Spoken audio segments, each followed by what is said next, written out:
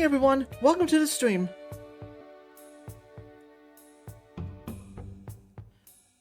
Happy Friday everyone. Today we are going to continue the visual novel Undefeated. I played like 3 hours of it yesterday, and I really want to play more of this today. Which is why I found the time to stream this again today. So, let me give you a quick recap of what happened in the last stream. So, our main character Xander recently joined Fang in an MMA league, and he had his first fight against, of all people, the champion Bruce. After that, he was told that he's been put in a special tier because of the matchmaking pairing him with Bruce. And now he has to defeat him in order to become the champion and move on to other fights. And if he loses, he has to keep fighting until he wins. After that, he got out to meet his roommate Redline. He got a tour of the place. He met some more of the characters.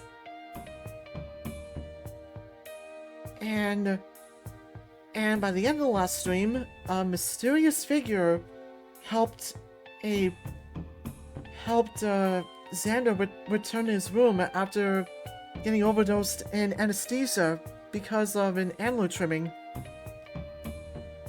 So that's where we left off, and that's where we're gonna begin today's session.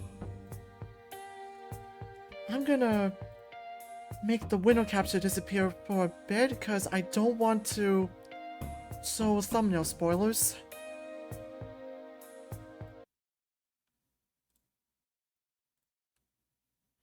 And here we are. Let's begin. I wake up to the sound of buttons clicking. I don't know how long I've been out. I don't even think I remember falling asleep. And definitely not in my own bed.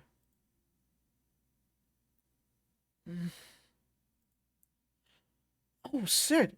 Sorry, did I wake you up? He whispers loudly enough for me to hear. I sit up in the bed. No, it's fine. You look too comfortable in my bed, so I didn't want to wake you. Your bed? I blink a few times and shake myself awake. I'm definitely in Redline's bed. Mine is on the opposite side of the room, covers nearly pulled over the mattress. Sorry. He taps a few more buttons on his controller. His laptop is propped open with some video game displayed. It's fine, dude. You looked out of it. And judging by how much you talk in your sleep, it sounds like you needed the rest. I glare at him from behind. I talk in my sleep? Oh, yeah, sometimes. Usually a bunch of nonsense, but it still means you're restless, right? I guess. I fish my phone out of my pocket. My head's still a bit dizzy from the meds. There's a text from the doctor, and a few from Bucky. The doctor first. He applied some special gel to my antlers to keep them from growing back as fast. Says something about the anesthesia being extra intense when used with the gel. I guess someone told him I was back in my room, safe and sound. Redline, maybe? No, Redline was at practice, but I remember talking to or about him? The details are kind of fuzzy. My head hurts. I'm gonna turn up the game a bit. I text back, thanking the doctor, then swipe back to Bucky, expecting the worst. There's a text, asking where I am. Then another one, hoping I'm alright, that he missed me in practice. I mean, it's nice as hell, even if I don't deserve it. I wasn't supposed to miss the class, but I did, and I feel kinda shitty about it. I'll have to apologize when I see him tomorrow. I go down now, but it's already late afternoon. I don't know where he'd be when classes are over. Redline huffs, shaking his controller a bit at the game. You alright there? Oh yeah, no, I just dropped a combo. I'm a bit rusty still. Sitting up, I get a better look at his screen. Some kind of fighting game is rapidly playing out. There's some anime fox using her tails to rapidly stab her opponent. Some fat alligator man. It looks pretty old. I stand up and stretch my torso out while Redline's screen flashes. Judging by the look on his face, I guess he won? He looks up at me. Wanna play? I've got a second controller. I'm gonna go for a walk actually. Oh, okay. I can come with. I'd rather go alone. My phone buzzes with another text message. Please come to room 108 immediately. Well, that's ominous. What's up? Apparently someone needs me down in room 108. What? Who? Unlisted number. Oh! Dude! Weigh in! Weigh in? He doesn't look away from his screen. Yeah, man, you know, it's like tradition, you know? Well, yeah, and I didn't think I'd have to do it with my whole situation. Yeah, it is kind of weird, but I think it's required, even for free cases like this. Guess I have no choice. It's those office rooms by the medbay, right? Yep, I can walk you down if you want. I'm good. A quick snip of my shirt ensues to see if they wake from the nap, and I head out the door while Redline is still distracted by his game. This seems to be the place. There's a few people inside, so I go in. It's dark in here. There's a camera crew off to one side, with a few people wandering around, setting something up. Against the back wall is a little stage, a few steps high, with all lights and cameras pointed on it. Bruce is up there, dressed up in his fight gear, tapping through his phone. Someone says something to him, and he grunts something back. Theodore, who I guess has been here the whole time, hops up to me with a little bag under his arm. Ah, it's good to see you, Alex. Are you well after your nap today? What is all this? I'm not going to ask how he knows about my nap. Word probably travels quick down here. Theodore holds out the bag. Your gear's in here. Please change and get up on the scale. My pair of swords and gloves are in here. I look back up at him, then to the camera setup. And all this?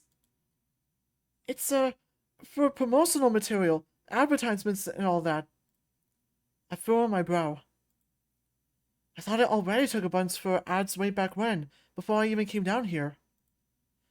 Yes, but, the, championship fights, they're special. Alright, is there a tasting booth? Hey, is that the kid? My ears twitch, and I turn to face some guy behind the camera. Get changed to get up there. We've got more shit to get to. You want me to change here in front of everyone? You think we haven't seen a dude in his shorts before? Get a move on. It wouldn't be as bad if I was wearing my briefs, but I put my jog on earlier in preparation for class. Nobody else seems to be watching, except Theodore, who looks really uncomfortable. It's not anything new, though. I can feel my face get hot as I slide my shirt off and shimmy my pants down quickly. I scramble to put my shorts on, and when I look up, no one's even noticed. Okay, good. Theodore guides me up to the stage, which has two giant metal plates on the floor side by side. I guess these are the scales? Bruce is standing on one, idly staring at his phone. He turns his attention to me as I climb up the steps, and flashes a smile. Didn't think you'd actually show up, Runt. We kinda thought you'd puss it out, right guys? He lets out a laugh, and a few of the camera crew laughs along. I remain silent. Some people walk up to the front of the stage and fiddle a bit with a screen on the front. A display turns on at the back of the room, showing us what the cameras are recording. What, you got nothing to say? Nothing I say is gonna make you stop talking. A man behind a video camera pokes his head up. Bruce chuffs. I'm sure I can make you stop talking real quick, kid. You must think you're cute, challenging me again. What? Challenging you? They assigned me to... Yeah, keep running your mouth. Just don't say anything stupid. He lowers his voice, growling those last few words. Alright guys, hold still. Bruce is standing with one hand on his hip, the other arm pumping a bicep, chest proudly puffed out for the cameras. I just sort of stand there, seething. A few seconds pass by, and the screens in front of our scales display a green checkmark. Bruce flashes a grin and poses, flexing both biceps up by his head. At that moment, a bunch of digital cameras start clicking, capturing photos across the room. The guy behind the video camera clears his throat. He lifts his head over the camera and glares at me. I guess he wants me to pose too? I copy Bruce's pose. This your first time, kid? You never posed for the cameras before? No. Don't worry about it too much. I'll make sure there'll be nothing left to pose with after this Saturday. Alright, and turn to face off. The dino turns to face me. I'm getting flashbacks to a month ago when we first met. His smile is a lot bigger this time around. He stands there for a minute while cameras click and take photos, simply glaring me down. Then he steps forward, bumping me with his chest. I try to stand my ground, but he takes another step, and I'm forced to move backward. Ah, kid. He towers over me, nearly blocking out the light behind me. You're fucking dead, little man. Something inside me boils over, and I shove my hands against his body. A gasp circles around the room, and I see Bruce's expression go from happy to wildly jovial. Even I know putting hands on someone before the fight is a big no-no.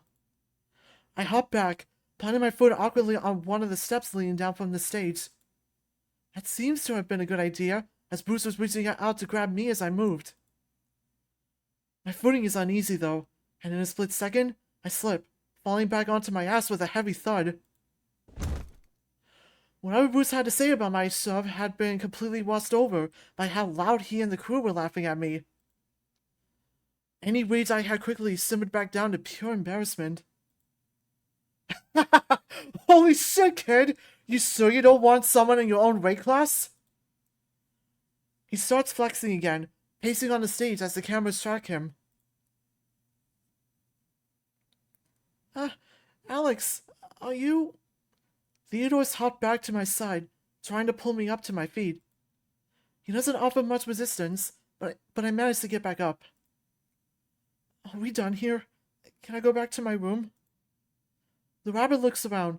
Seems the crew is packing up and putting things away, some making idle chat with Bruce. Yes, you can head back. Cool.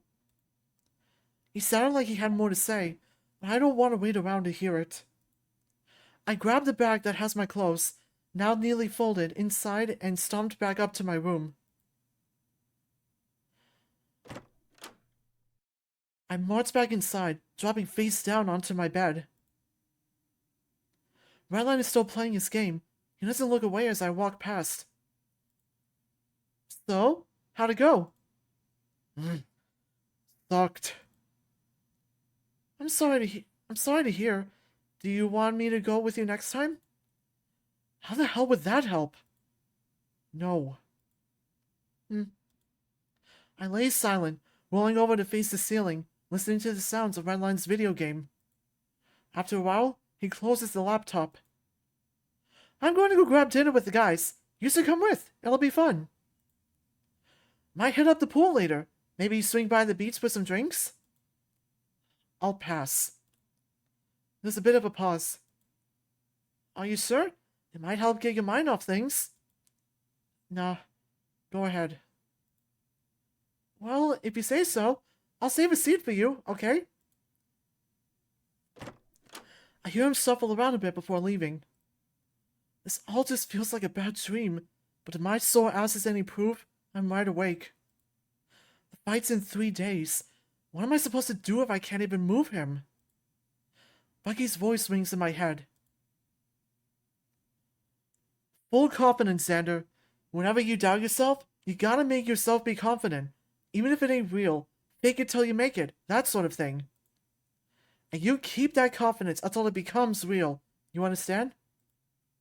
If you doubt yourself, you lose focus. You lose focus, you take a hit. It all snowballs until you end up beating pavement. So I'll ask you now. You're fighting Bruce. Are you gonna win? I breathe in for a heavy sigh. My chest quakes, like I'm about to cry. I feel like I should cry, actually. My body doesn't seem to make it want to come, though. I have no choice but to get back up and fight. I have no choice. You all set? As I'll ever be. It's fight night. Can't say I'm exactly confident in what's about to happen, but there's no turning back now. In the hallway towards the immersion chamber, there's a few doors off to either side that branch off. Inside each is a sizable room with a few screens, loads of seating, and a staircase leading down. The staircase is reserved for fighters and some VIPs. Pretty much anyone the fighter allows to follow them down. To prepare for the fight. Take the staircase down through a few hallways leading to an elevator, and that takes you down to the main arena. It can be a bit of a maze, but it helps isolate the fighters. Everyone else stays behind to watch the fight on the TVs. The doors to the staircase stay locked until the fight is over. There actually is an alternate entrance through the med bay, but they'd rather that be freed up for fighters that need it. Bucky and I went down earlier to avoid the rush, and hopefully to help calm my nerves. It's not really helping, but I guess it's better than getting heckled by the rest of the guys. His hands are massaging my shoulders as we stand in front of the elevator, waiting for the attendant to take me down. You're gonna do great. He's practically whispering in my ear. I think he can tell how nervous I am. At least, my shaking arms are giving it away. You know the plan? Yes. We'd spent the last few days figuring out an effective strategy for handling Bruce. It worked in practice, at least on the guys available to us in my class, but still. There's no telling if it'll work on him. Hey. His hand covers mine, gripping it tight. He kneels down, staring into my eyes. You're shaking. Listen to me, Xander. Even if this doesn't work out, we'll find a way. He's speaking softly, tenderly, the low timbre resonating up through my arm into my chest. And if it gets too dangerous out there, tap out. I take a shaky breath. It's hard to look him in the eye. We can't train you up to beat this if you let yourself get broken too badly, okay? Obviously, you won't get beat, right? He claps my shoulder and smiles warmly. Bruce plays by the rules, but sometimes he can get a little careless. If it gets too scary, or if you feel like you're in serious danger, tap out. We'll recoup and find another way, alright? I never liked tapping out. Not that I needed to often, but even still, it always just felt like quitting. With no referee down here to facilitate the fight, it's up to the fighters to determine when a fight is done. Bruce certainly isn't going to stop until I'm incapacitated, so I'm the only judge of how much I can take. But how much is enough? If I'm still conscious, does that mean I should keep fighting? What happens if he breaks a bone? Will I still be awake? Would that even stop Bruce? Bucky's warm expression has changed to be more concerned. Alright. You kinda straight out up into space there, Xander. I shake myself back into it and nod. Understood. I'll do my best. That's all anyone can ask of you. Bucky hugs me. He's warm, and his body is soft. We stay like this for a moment. I don't feel as shaky anymore. The elevator dings, and the doors start to part. Bucky stands back up and steps behind me. You're gonna do great. I step onto the elevator next to the attendant. Knock him dead, Xander. Well, not actually dead, but you know what I mean. The doors shut while he stammers to correct himself. It's clear now that my confidence wasn't fake enough to convince Bucky that I could do this either. Is tapping out really the only way to survive this without a concussion? Or worse? Submitting to my opponent really isn't my thing. Hasn't been for a while. Used to get Ed told off for giving up too early. I don't want to disappoint Bucky like that. But he's the one suggesting it. God, this sucks. All the while, the attendant has been listing off the rules for the fight, same as it ever is. We get to the bottom, and I deposit myself into the empty arena. The lights come up, and... it's like deja vu at this point. I wait behind the line for Bruce to step out. I learned from watching other guys' fights these last few weeks that the commentators are doing some sort of preamble right now for our broadcast viewers. It's all being live streamed in real time, so I just wait around until the show starts. Sure enough, the doors opposite me open, and Bruce steps out and moves towards his line. He's got that same cocky grin as always. Well, well, back for round 2, little man? Well, maybe second half of round 1. You barely lasted long enough to call that last fight a full round. He glares, waiting for a reaction. I just stare back. Not too chatty today, huh? No fun little quips or scout explanations? Nothing? A short pause before he realizes I'm not saying anything. Then he steps to the center of the ring, taking a boxer stance. Alright then. Come on, Xander. He spoke under his breath, just loud enough for me to hear it. Your fans are waiting.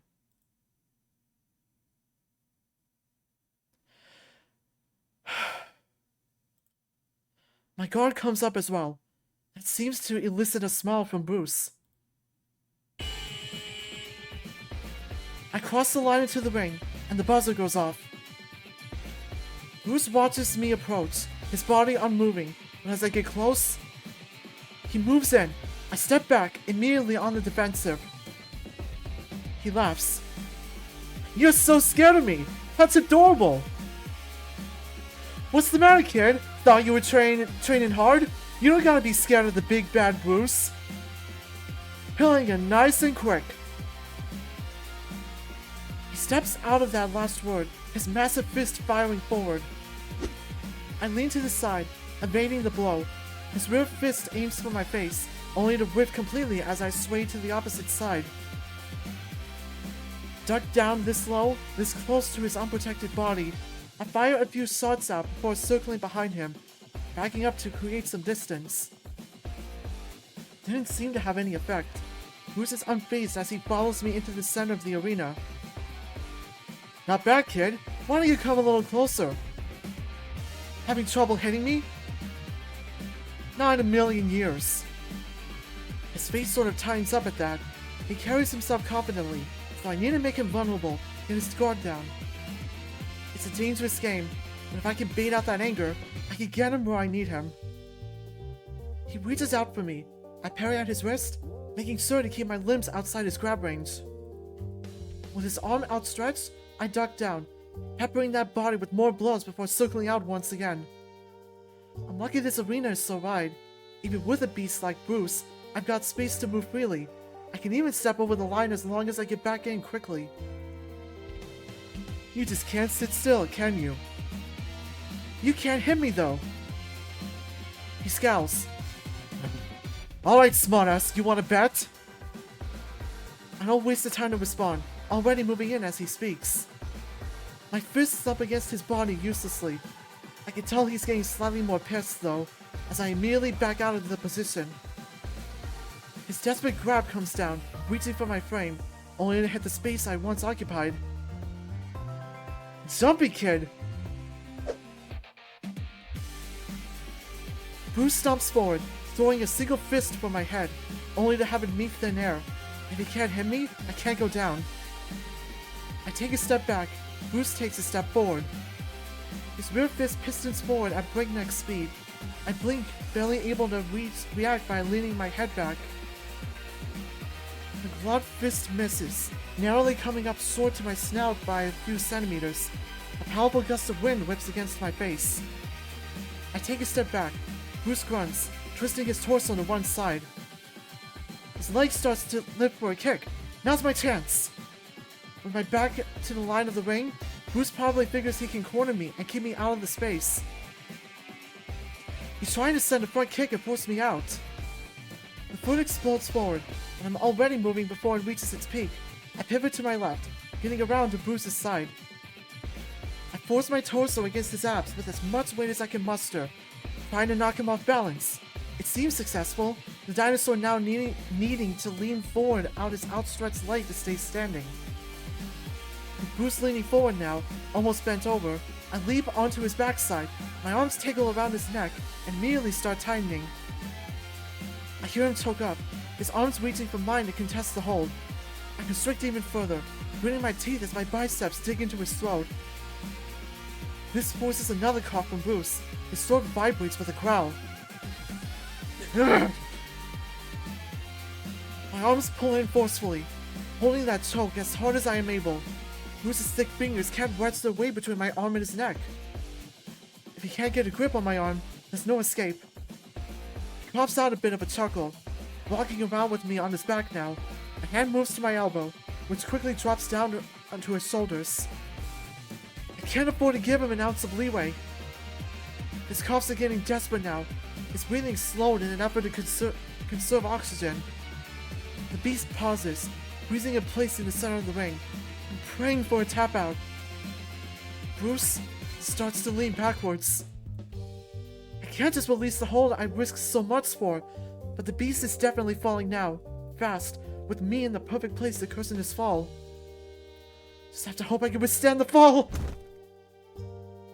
We land with a nasty crash, my head getting whiplash and rocking into the hard cement floor. I cry out, desperately clinging on to Bruce. But when my shoulders pressed into the floor, I felt my hold loosen, granting Bruce just enough space to squeeze his grip underneath. He pulls my arm away effortlessly, taking in a heavy breath and growling it out. Love the stunts, kid! You alive back there? I don't bother responding. I think my head is bleeding from the impact. I can't check right now. All I can try to do is pull my hold tighter, fighting uselessly against Bruce's grip. He grunts and pulls my arm to either side, rolling over on top of me. Our eyes meet again. He's breathing heavy, blowing hot air out of his snout. His body is heavy. Through that breath, he's showing off a big, toothy grin. The grip of my arms tightens, forcing the bones to strain.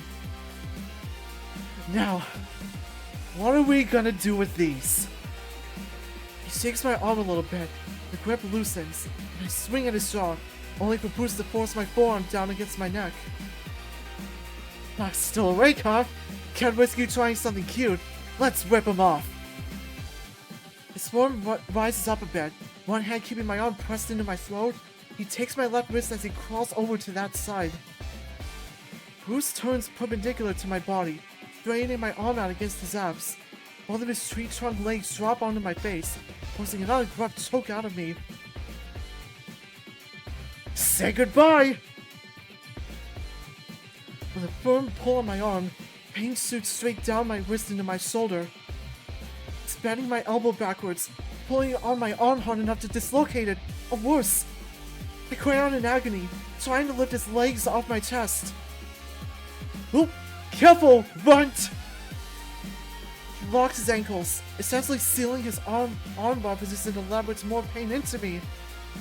Joints are bending, muscles are pulling, far worse than anything I've experienced. My grunts and growls turn into desperate cries. He's going to break it. He's going to break my arm again. I'll have to start over, again, and again. If he doesn't stop, I'll lose all the progress I made. I have no choice. My free arm reaches up, tapping against Bruce's ankles 3 times. tap out, a submission, an admission of defeat. The instant he feels those taps, the hold loosens, and the pain stops, but the hold doesn't release.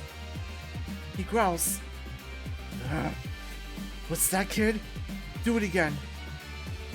His grip tightens, but he doesn't pull the arm. Still, the pain is definitely still raw, so I start tapping again, growling as he taunts me. The second set of taps makes Bruce release entirely, throwing my damaged arm over my sweaty, exhausted body. There we go.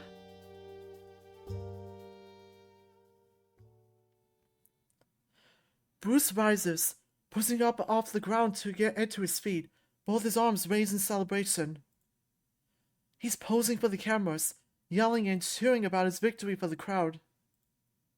I lean back, closing my eyes and rubbing my shoulder.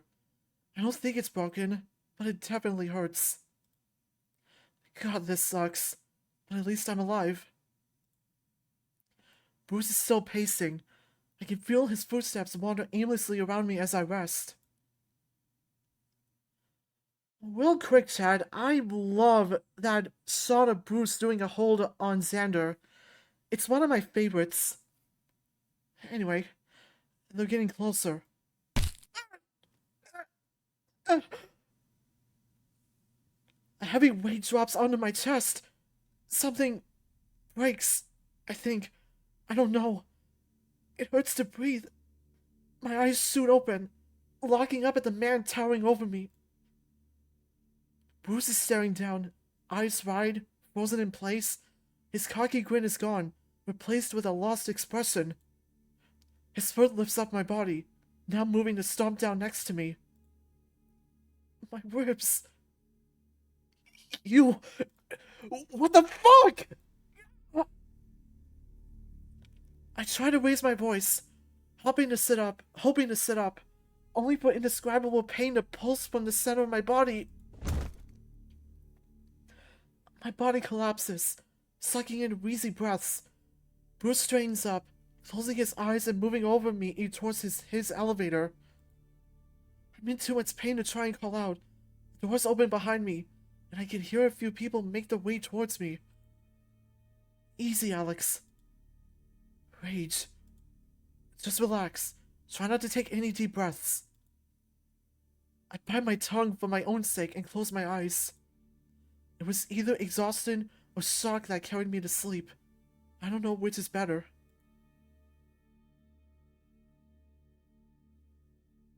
The sleep didn't last too long, though. Alex, good to see you. I sip air in slowly, glaring at the feline walking into my room. It's hard to get a full breathe without... Ah! Fuck! A sting of pain streaks up on my torso. It all teaches me to try to take a deep breath. Drayden looks uncomfortable, with a half smile. Wow, okay. A message received, Alex. Ribs. He straightens up, moving to my bedside immediately. What happened? He broke my fucking ribs, Doc! What else do you want? Another stabbing pain down my side. I grit my teeth and lay back, growling. Shit.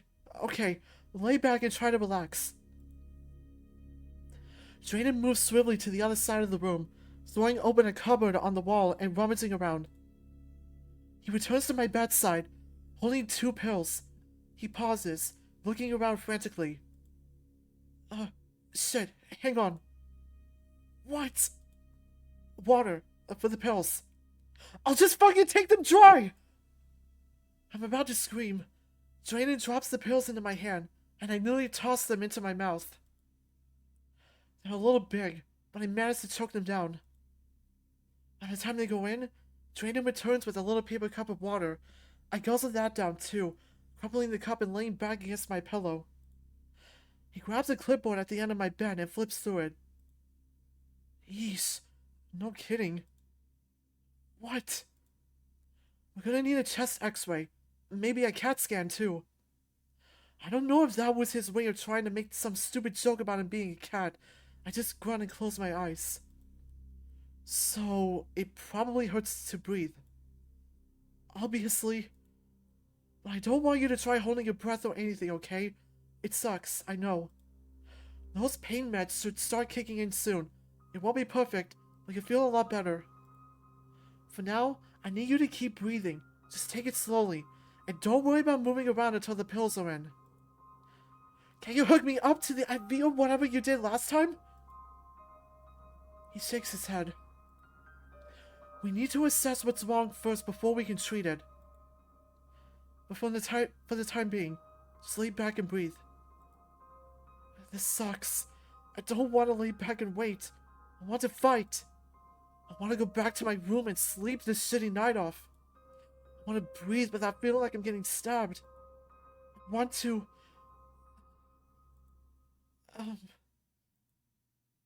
Whoa. I can breathe just fine. Drayden smiles. Looks like the meds kicked in. How are you feeling? I'm... fine. I feel really sleepy. Definitely not from exhaustion, though. Just something else. I can feel a smile creep across my face. Drayden lets out a little chuckle. Looks like it. Codeine will do that to a person. Maybe I should have gotten some last time. He shakes his head, still smiling. I'll be dead in the ground long before any of my patients develop a taste for this stuff. Emergencies only. Now, come on. We're gonna get you scanned. This'll be the second cat I've scanned tonight. Drayden gives me a weird smile. Jokes, huh? I'm learning more about you every day. He helps me out of bed and onto my feet. It's a little hard to walk, but I managed to follow Drayden's orders pretty well, given my condition. I spent the night in the med bay. The sleep was alright for the most part, and by the time I woke up, I was ready to get hooked up to the meds.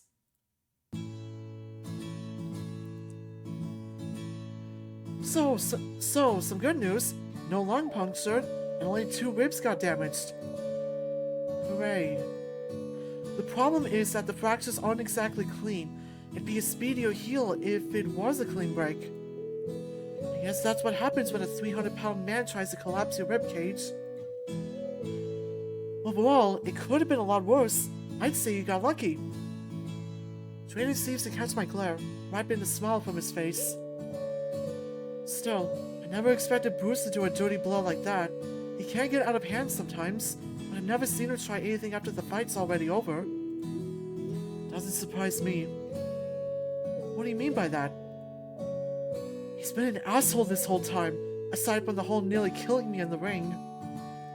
He came back after my first fight to make fun of me in the med bay, and a few days later, I pause. I haven't really thought about what happened that day, but even just mentioning it managed to freeze me in my tracks. Alex? I shake myself back to Drayden. The hallway monitor I'm hooked up to is going crazy. Are you alright? I'm fine. I'm fine. Drayden rolls his eyes. And your heart rate just spiked for the hell of it? I said I'm fine! Another attempt to sit up was met with stabbing pain on my body. I groaned and lay back. Well, we've got plenty of time to talk on it, seeing as you're stuck here all day. What's going on? Drayden's sitting with one leg crossed over the other, clipboard propped up on his knee, pen in hand. It's quiet, aside from my monitor. A flash of that moment creeps down my spine, Bruce staring me down as the world watches in anticipation. It's nothing, really. Redline and I were eating lunch, and a clamor outside the door catches my attention. Drayden seems to notice it too, as he turns towards the entrance to my room. Xander! Speak of the devil, Redline forces the door open, standing in the doorway. The door swings forward, slamming against the wall, and then back into Redline with the same force. Not skipping a beat, Redline pushes it open again, holding it firmly against the wall to keep it from flinging back again. Yeah! Oh, there we go. Redline. What the hell was that? Dr. Drayden, this is Redline. Yeah. Hi. Thank you for bursting into my patient's room unannounced. I assume security let you through? I don't think I've ever heard Drayden sound so unhappy. Redline turns to face him. I'm Xander's. Oops. I'm Xander's roommate. That's not what I asked. Redline stops for a moment, thinking, then turns to me. I was going to come last night, but security said your room was off limits. Again, not what I asked, but I'll assume the answer is yes. Redline, meet Dr. Drayden. Oh yeah, we already met in passing. We talked a bit the first time I was here. Ah, I remember that. I was trying to get into my patient's room, and you were just chatting up a storm. When to see his behavior seems consistent with other people, means I don't have to deal with it alone.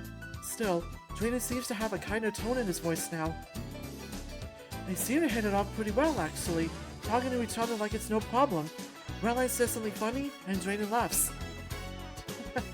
I'm surprised you even remembered it after all these months since we talked.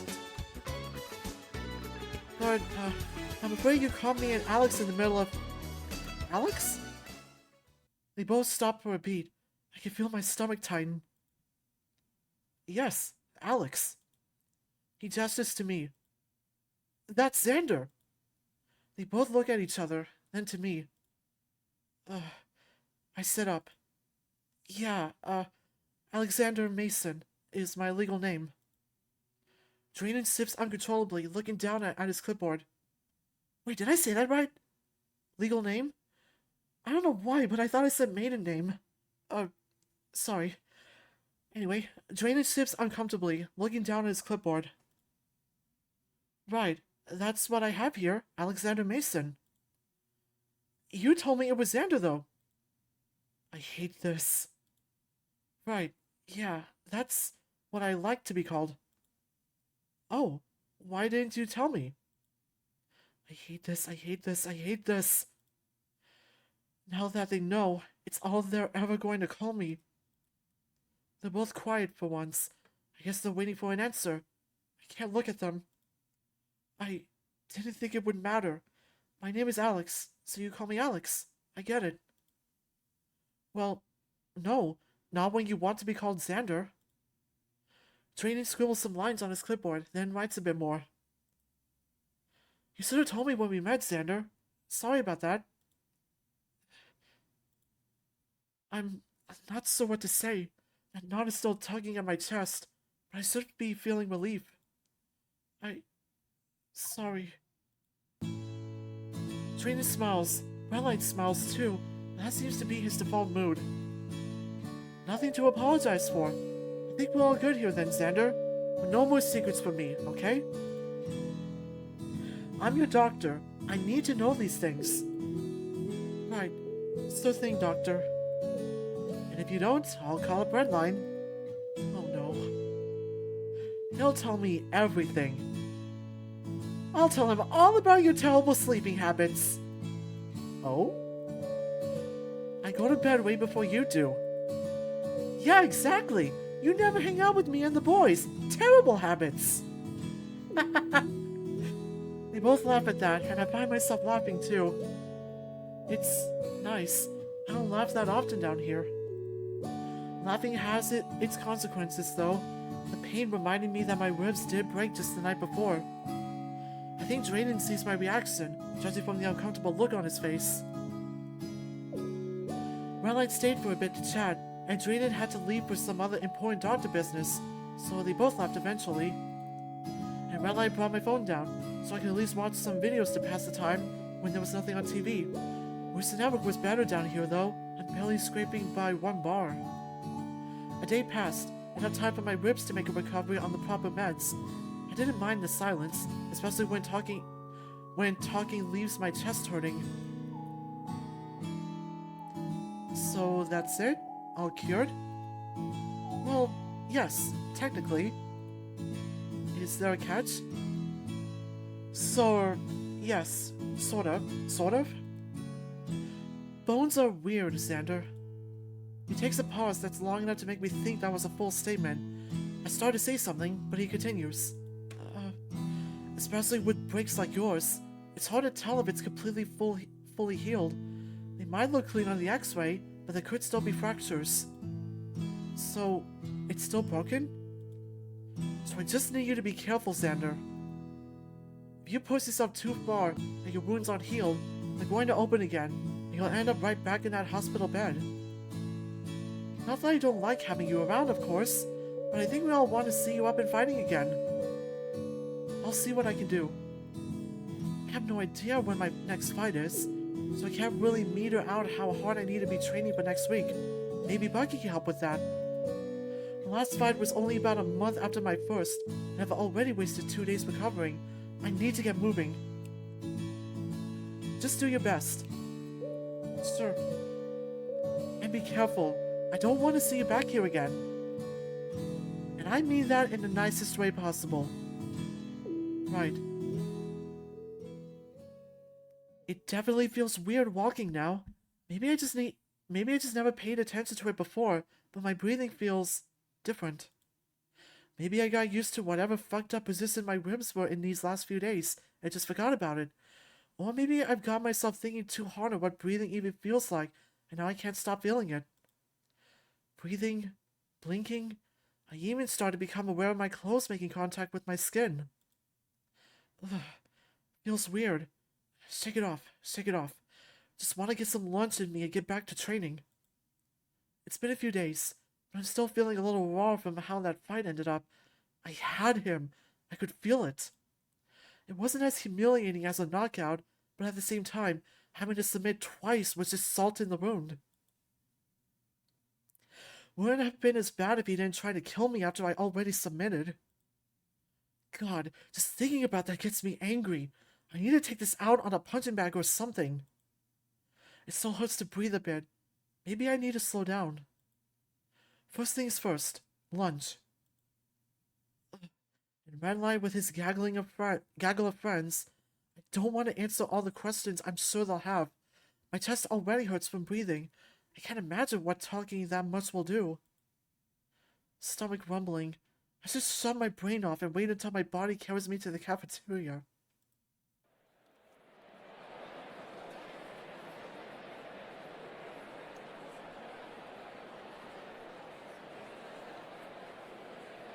There we go.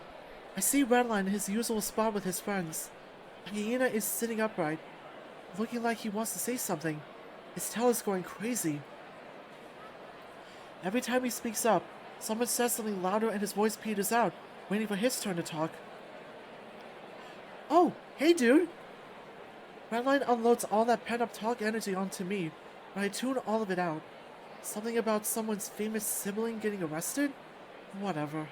The rest of them continue to laugh and chat as I eat. At some point, the conversation transitions to old websites they used when they were younger. Forums and video sites. Eventually, an argument breaks out over which digital pet-raising website was superior. One of the guys turns to me. Oh, right, Alex. I almost forgot. What? It's Xander. They all sort of go quiet and look at Redline for a second. Okay? So, like, what's up with Bruce? I'm only halfway done with my food, so running away from this question isn't really an option. What do you mean? Why do you keep challenging him? Another one chimes in. Yeah, did he, like, steal your girl or something? They all laugh at that while I just pick at my food. We already talked about this last matchmaking day. I figured Redline would have blabbed more about it to you all already. They've got me in some fucked up contract, so I have to keep fighting him. If anyone else wants to take my place, they're welcome too. I don't think they let you though. They all stopped talking now, laser focused on me. The lack of attention was nice while it lasted. But like, all the promo material, and the commentators too, dude. Everyone's saying that you're the one challenging Bruce. I don't really know what to say to that. I guess it connects with what Bruce was saying at the weigh-in.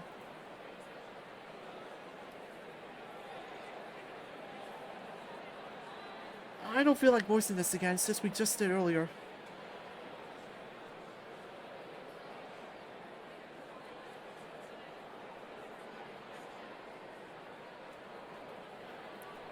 One of the guys has pulled out his phone. Like, dude, check out Headkick. Headkick is an online forum for fight fans. I checked my phone too, swiping away the missed calls from Dad and typing in the web address. Sure enough, front page, there's a video of my fight on there. Maybe don't read the comments, dude. You know how nasty some people can get. He's right. That's not gonna stop me from doom scrolling. How is this legal, LMAO? Alex must have some serious problems going on in his life if he's just doing these challenges. I'll be praying for him. I mean, true, but shut the fuck up. Bruce's armbar was already deadly. I am surprised he respected the tap. It's probably not a good look to take off some kid's arm, lol. Why is Bruce even taking the fights? Easy win, easy money. Yeah, if I had a payout as huge as Bruce's, I'd take wins as often as I can. Let the dumbass keep challenging him. These fights are goated, lol. I know, right? People are actually bitching, LMAO. Like, just enjoy the fight. I fought a guy Bruce's size in my Taekwondo class the other day and won. I don't know why Alex is losing. I could feel my mood drain as I read the comments. They're just as clueless as to why this is happening to me. They have a little more bloodlust. Scrolling down a little further, the violent comments could only get more intense. Anything good? No. Well, some. Mostly delusional? Like, listen to this. LOL, same. I once had to fight off 2 guys like Bruce, and I just keep getting back up until they stopped. These new fighters are pussies. Why issue a challenge when you can't back it up? Redline rolled his eyes at that. Yeah, time to log off. They don't know what they're talking about. He's probably right. No good's gonna come from reading more. But my eyes keep scanning for comments of support. Few people cheering me on. Few saying that I need to sue the company. One even saying that Fang is exploiting its workers' safety for profit and needs to be investigated. That one has a lot of downvotes and a lot of replies. I think I'll steer clear of reading those. A lot of bloodthirsty creeps on here, like way more than I remember there being. I guess it makes sense. I mean, that's why some fighters started in the first place, right?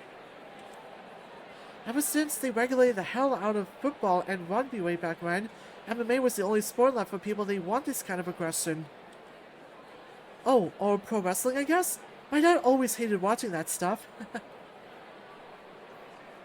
Yeah, I prefer pro wrestling over MMA, but I have nothing against it. My brother is a big MMA fan, actually.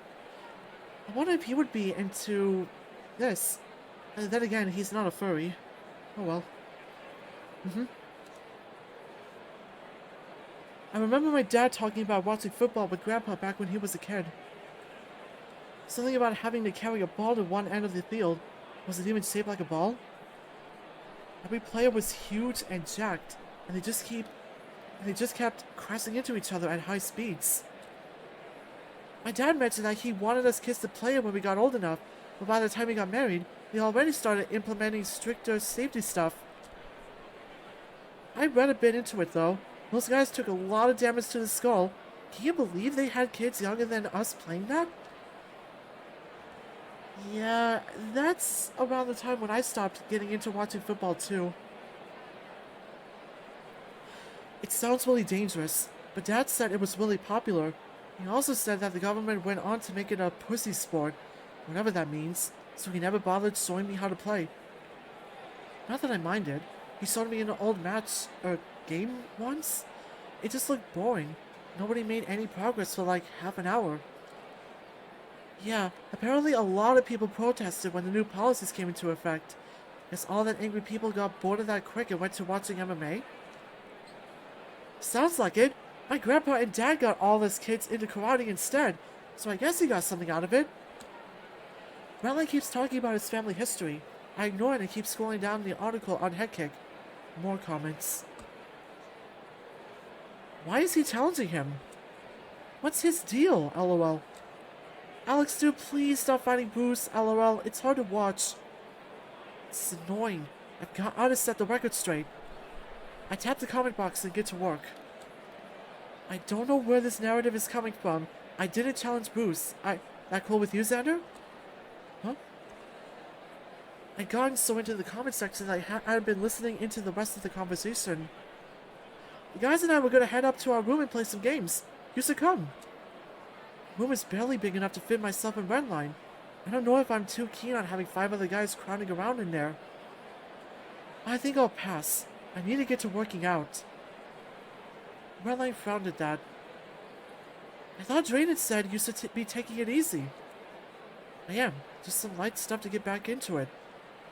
I don't need Redline telling me what to do. He lets out a little whine, but ends up smiling. Aww. If you say so. Need a spotter? Nope. That's the right answer, because you're only gonna do light stuff. That would have been my answer regardless, but I'm glad I passed this little pop quiz. Redline's gang heads out while I take my tray to the collection area. Cafeteria's kinda emptying out at this point. I wonder what time it is. I pull out my phone and it seems I accidentally posted my comment. Must have bumped it in my pocket sometime. There's a lot of replies. I feel my stomach churning slowly, that anxiety rising up. Maybe I shouldn't have said something publicly about my contract. Shit, yeah, oh, whoops. When I put it like that, obviously, I can't find a delete button fast enough. With a tap of a few buttons, the comment is gone. The replies are still piling up. I can't seem to delete those. I'm just gonna shut my phone off and get to work. Gotta get out of the cafeteria and hurry past Redline's friends. I don't want to get caught up trying to get my gym clothes with everyone else in the room. New clothes. Nothing more refreshing than a fresh change, even if these are about to get soaked in sweat.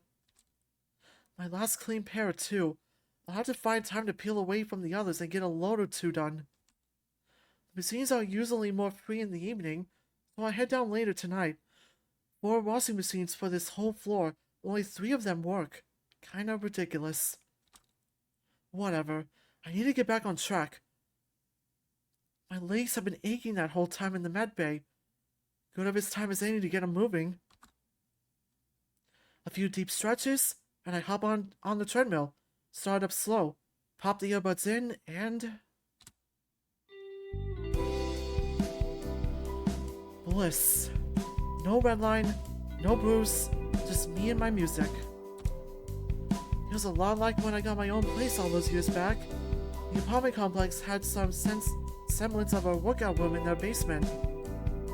It was old and honestly kinda creepy, so nobody really went down there. Thank God, too. There were only 2 treadmills and a little dumbbell rack with half the weights missing. I couldn't really afford MMA classes and a gym membership at the same time, so I had to take advantage of whatever they provided. Plus, with school and work, I had my schedule full up anyways. Just me and my treadmill and my music. God, I still had that old MP3 player. I wonder if that's still kicking around somewhere. Thankfully, things got easier after I graduated. Mom and Dad wanted me to at least get my GED, so I can at least cross that off their list. Yo, so did I. Good on you, Xander. Finally saved up for a proper smartphone. Work was down the street from home, and the gym was the same distance in the opposite direction, so I didn't have a car to sink money into. Living in the bad part of town has its perks, I suppose. The apartment was cheap, even if it was held together with toothpicks and duct tape. Being down here doesn't seem too bad, all things considered, though my apartment at least got hot water regularly, and I had less battle damage back then. I opened my eyes to adjust the treadmill a bit, and out of the corner of my eye, I see Bruce and his gaggle of friends off in the corner. Just don't make eye contact with me. He turns around and our eyes meet. God damn it.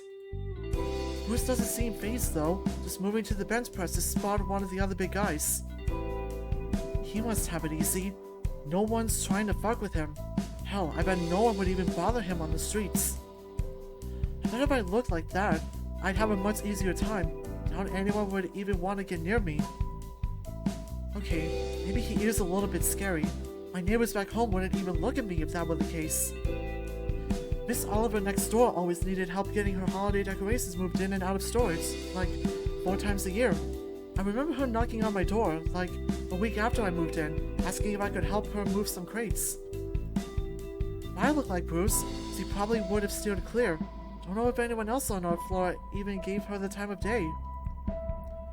I hope she's doing okay. I remember she baked me some cookies as thanks, but I had to turn them down, diet and all that.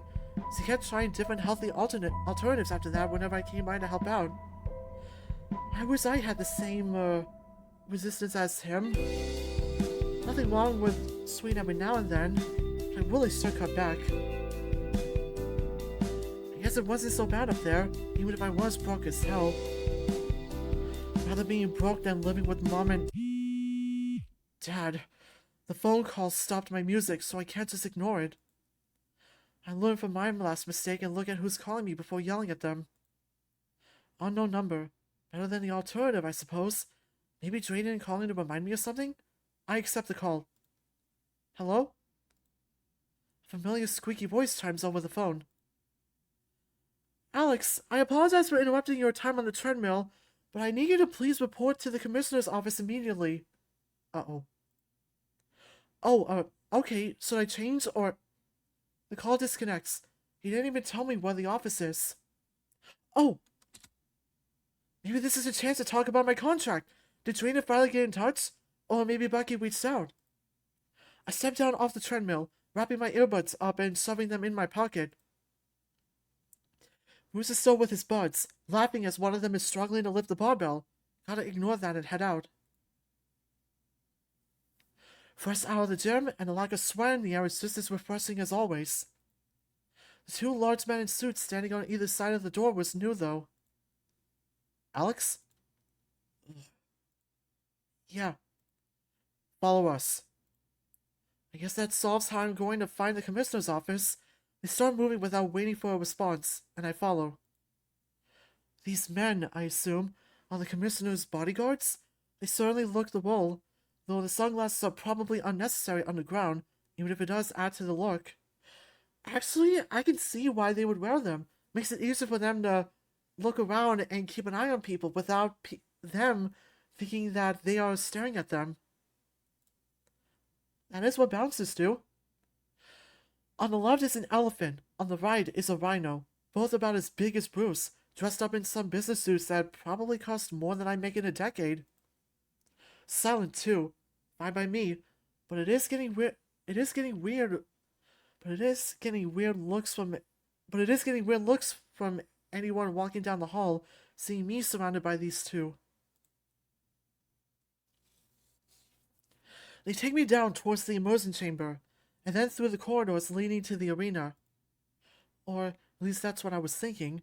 With the rhino leading the way and the elephant behind, we took a much shorter path to a much more ornated-looking door.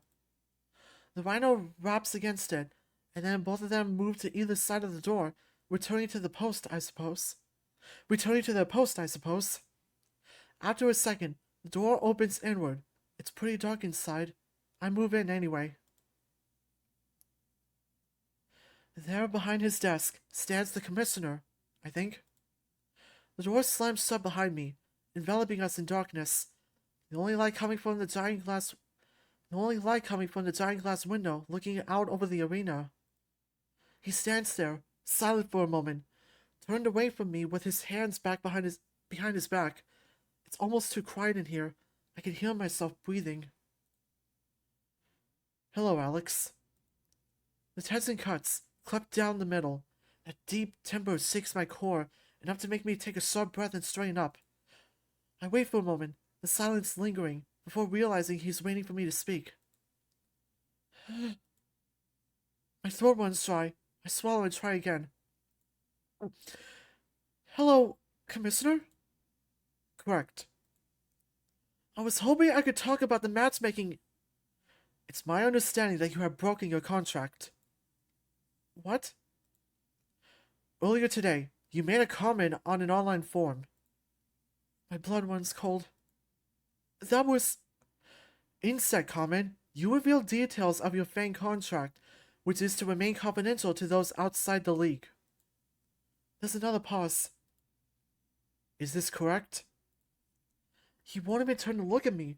My breathing gets heavy. I said that I wasn't trying to challenge Bruce. I didn't mean... That's all I needed to hear. I deleted the comment right after. He continues, as if I didn't say anything. Surely you understand the stir this has caused within the community of fans Fang has acquired, not to mention the sponsorships funding the league.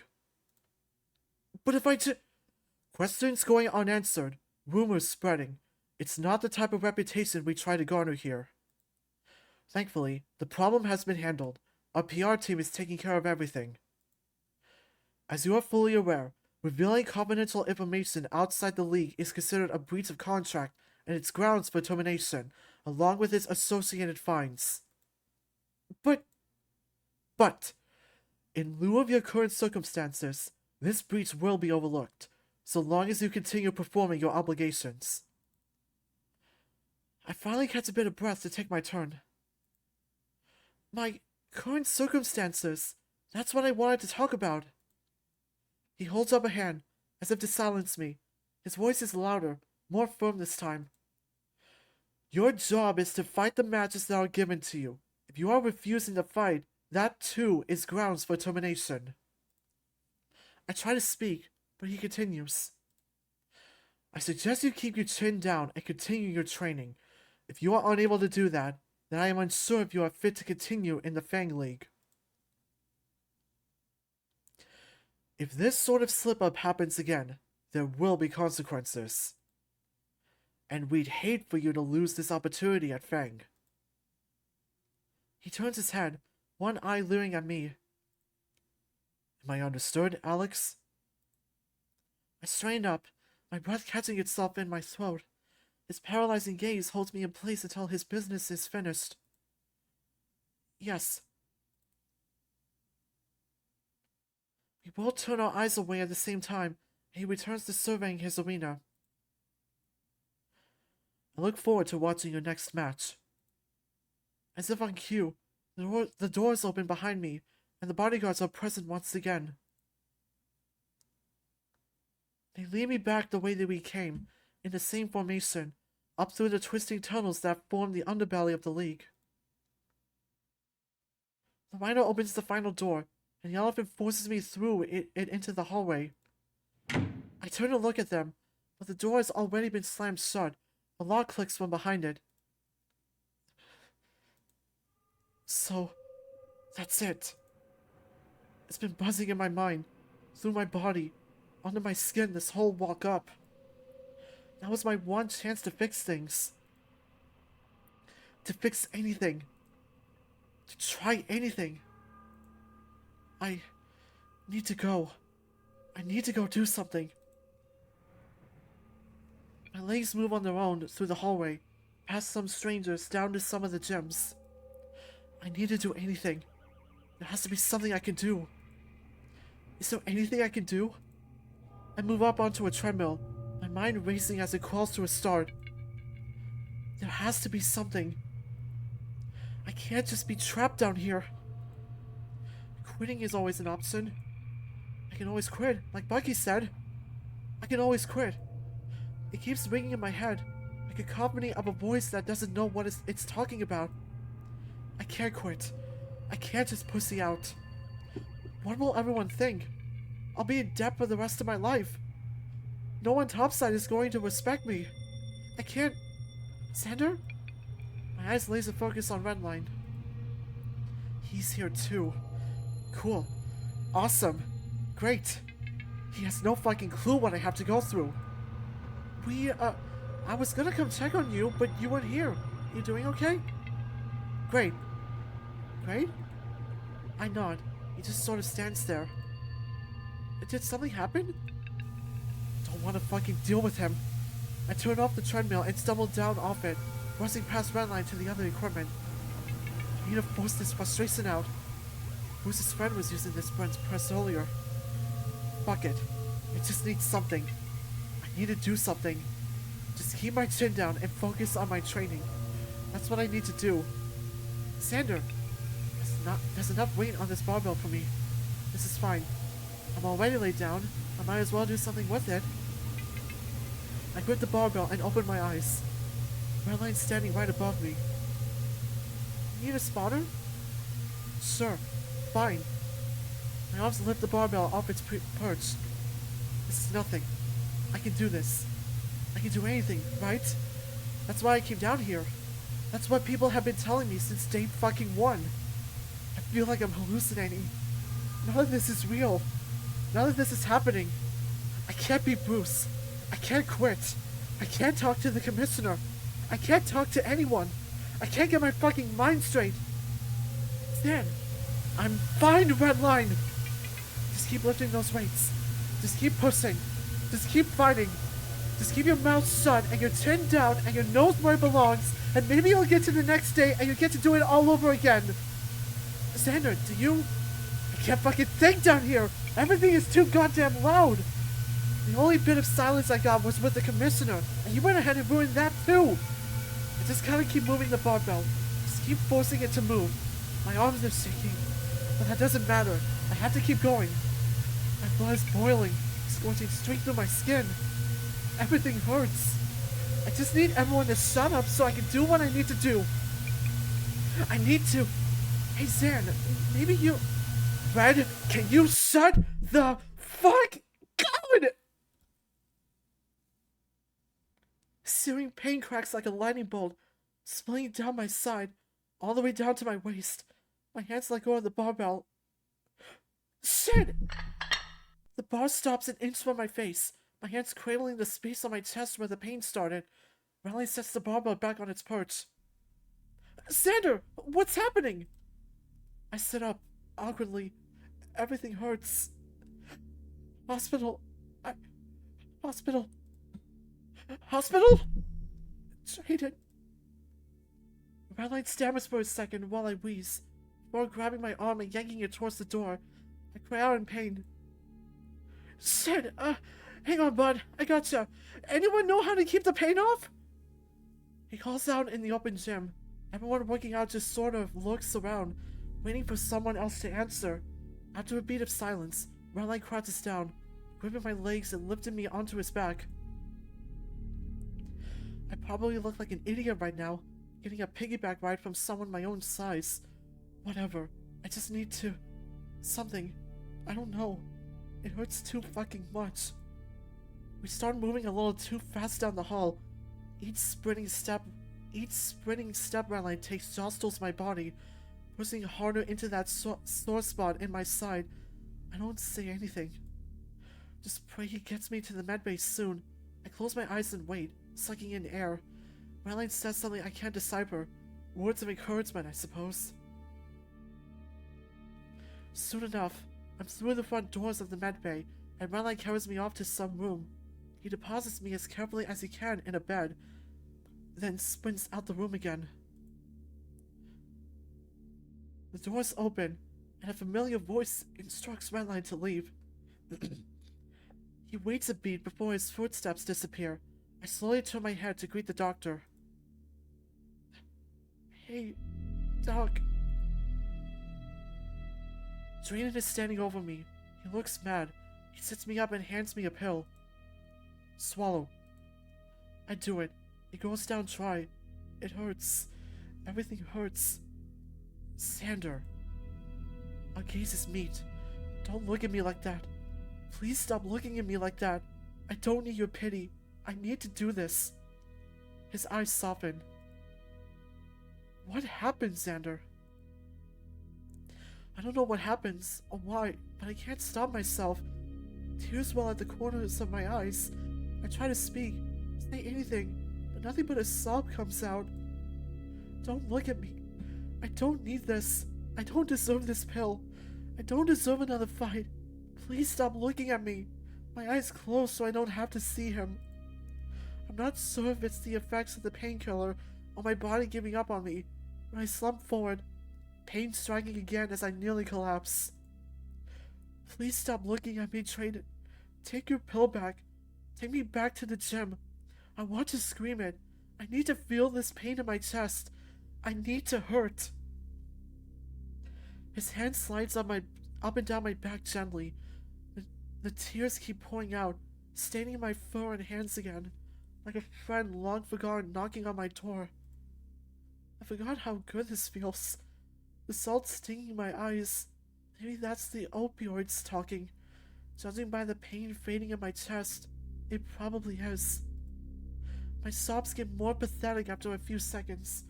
For only a moment, in all solitude, I let out the weight of my world that I've been dragging. I'm sorry. I mutter the words through my tears. Drayden stays silent, pulling my head against his chest.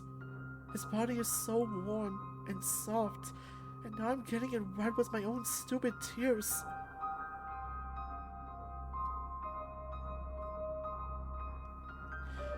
We stay there for a few moments, waiting until my tears sputter to a stop, saving for some sniffling.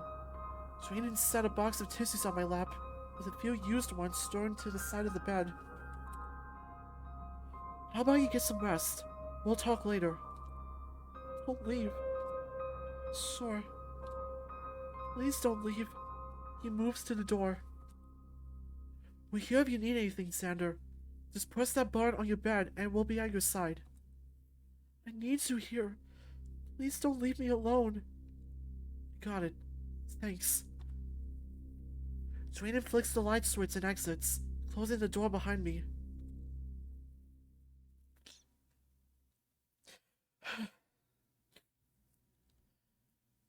I usually try to avoid taking naps unless I absolutely need one.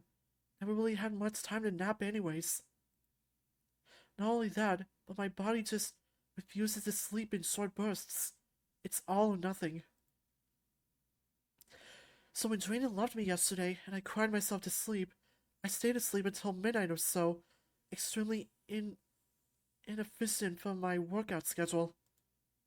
I'm almost jealous of cats. Those guys can pass out and wake up on a whim, lie on their feet too, for the most part.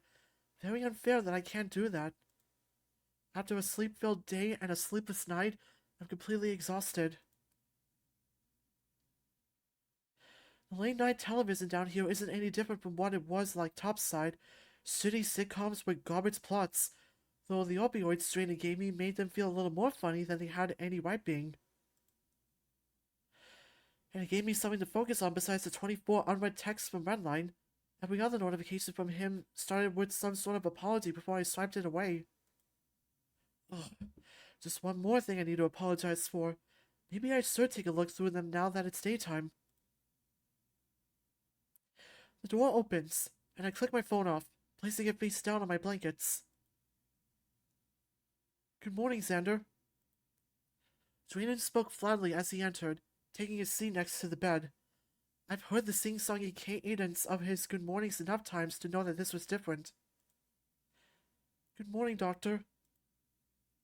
How are you feeling? I'm still not sure how to answer that. Better? The pain has died down a lot. He writes something down in his clipboard. He's a lot less smiley today.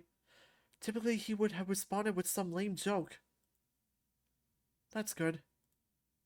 There's a brief pause as he finishes writing. He finally looks up at me. I've spoken to Redline. Oh no. What happened to Dr. Patient confidentiality? Drayden rolls his eyes and sighs. That only covers your conditions, Xander. I'm well within my rights to ask about the events leading up to an incident. From my understanding, it seems you injured yourself working out. Is that true? I guess I pushed myself a little too far. I explicitly told you to take it easy. He's not smiling. He's mad at me. I know. You said you were going to take it slow. I know. I don't want to make eye contact with him anymore. His eyes are always there when I look back. Drayden lets out a sigh and clips the pen to the top of the clipboard. Well, if you're feeling better, we can let you go. I've spoken to Bucky, too.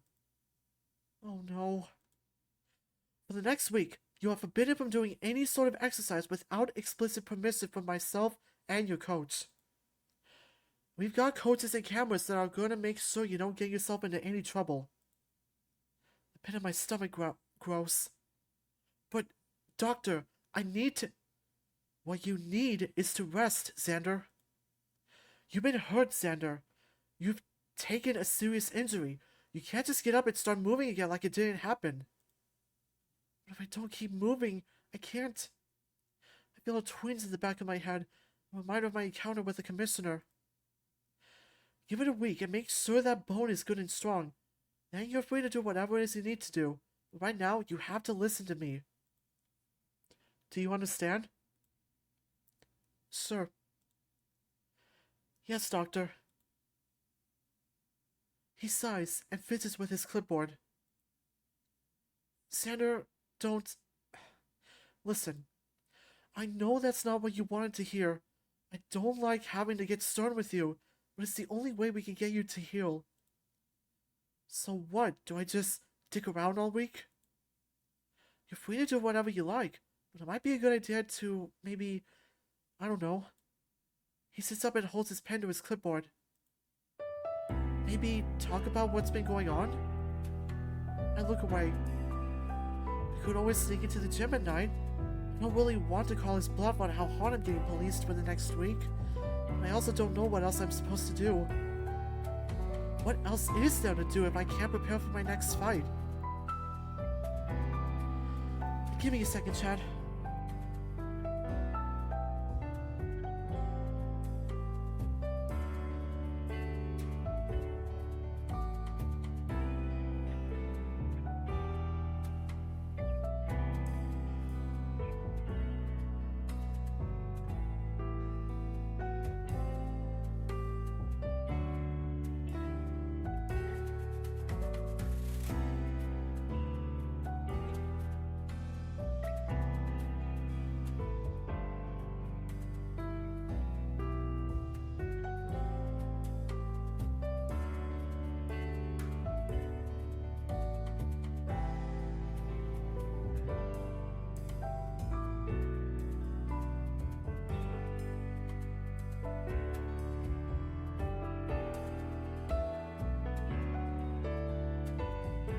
Okay, I'm back.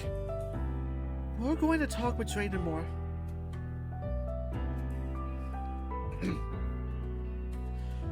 What's the point in fighting it?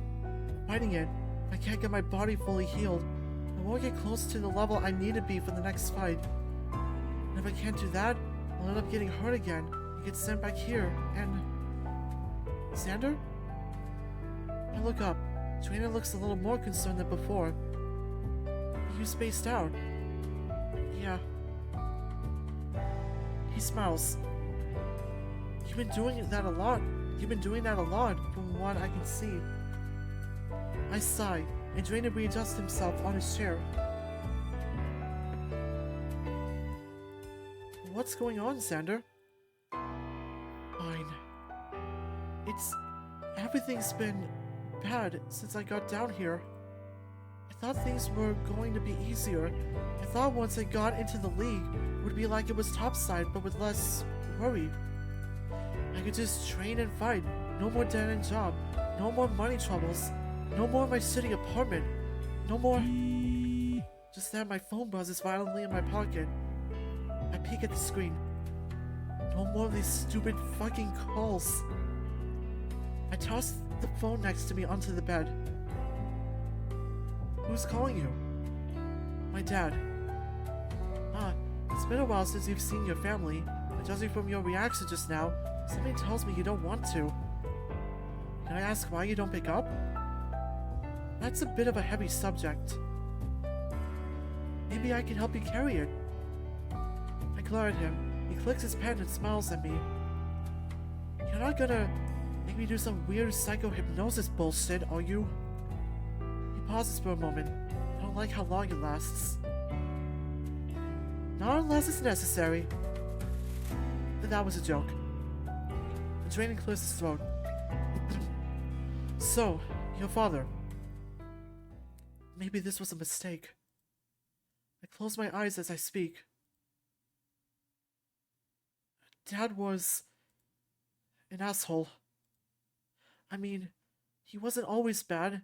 I remember growing up, he would take me out to ball games and fights. But none of that gay pro wrestling shit. But none of that, gay... We only ever went to watch MMA fights, and we would stream of Fang fights back when he could get me to watch them with him. That sounds like fun. Did you enjoy it? I did. I think I did. I hear the cat write something down. It feels like I'm giving him too much information. Did something happen to change that? My dad, lost his job back when I was just getting into high school. I had to pick your father up from the police station. He got in a fight with a coworker. They fired you over that? Good riddance. People like that should just keep it in the bedroom. And he just sort of sat around the house ever since. Complained a lot. Drank a lot more. How old are you, Xander? 24. He scribbles something down. That must have been hard on your family. I shrug. Mom supported us, and with Dad on unemployment, we went from only sorta broke to pretty broke. So money was tight from the start. Yeah, I mean, they always did their best, I think. I got a nice present or two for Christmas, and they paid for my boxing classes. Well, Dad used to. Said it was gonna make me into a real man. Drayden sort of snickers at that. Do you think it worked? Probably not in the way they wanted. Did you like boxing, Xander? I did. I mean, I do still. But MMA just feels more natural to me. I'm a lot more flexible now than I was when I was younger. I can wrestle a lot better too. And it made me braver. And... I don't want you near that coach anymore. You're doing MMA now. Dad never did like my boxing coach. Why not? They had their differences. Your father just wants what's best for you. You're going to be fighting with real men, none of those queers in that other gym. If my son then ended up like him, I'd shoot him on the spot. The guys at Dad's new gym were intense. They were a lot harder than my friends in boxing. Get any knockouts? No, they hit me too hard, Dad. Just like every class. I don't feel good. Don't be such a pussy. It builds character. When I was a kid, you get your ass beat for even looking at a guy wrong. But it's fine. I turned 16 and I got a job and moved out. Drayden was quiet for a second, and I opened my eyes to see him holding out a tissue. I hadn't realized the tears rolling down my face. I feel like we skipped over a bit of that. Why did you move out?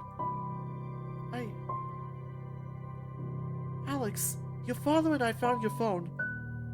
We saw some interesting things. Did you send these messages? What the fuck were you thinking? I can't do this. Stop. You see the way she's crying? This is your fault!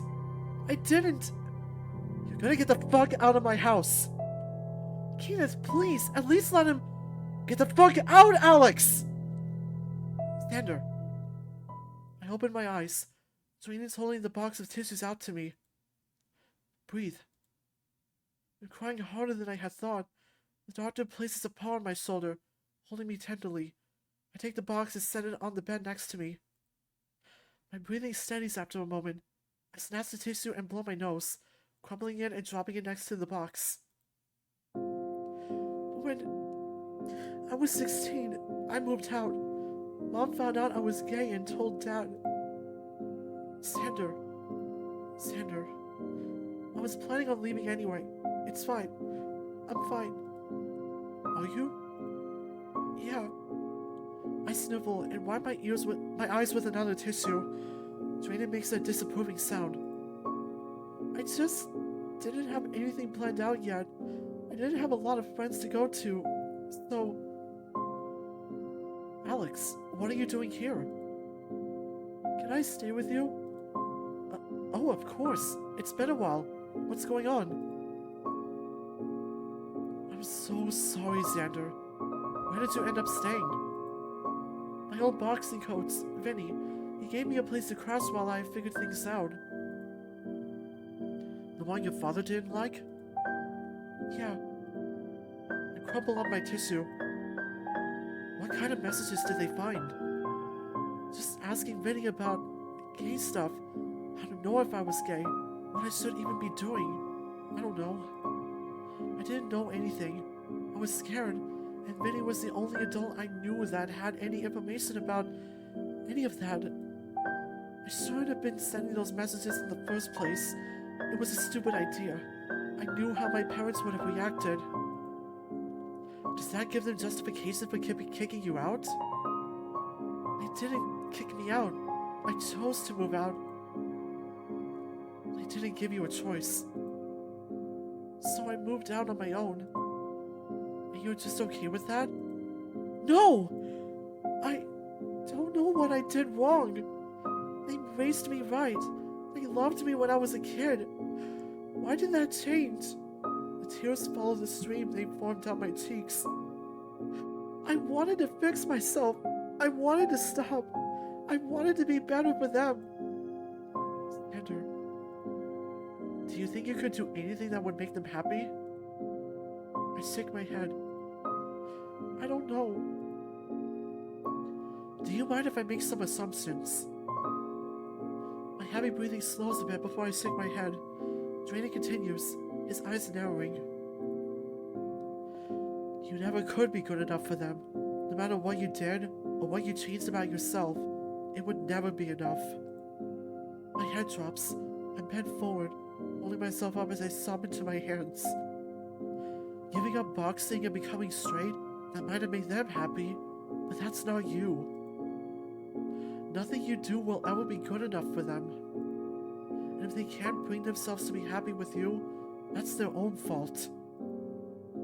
You're so young, Xander. You have so much of your life ahead of you, and it's time you start doing things for your own happiness. You need to consider what's going to make you happy. It takes a moment for me to catch my breath.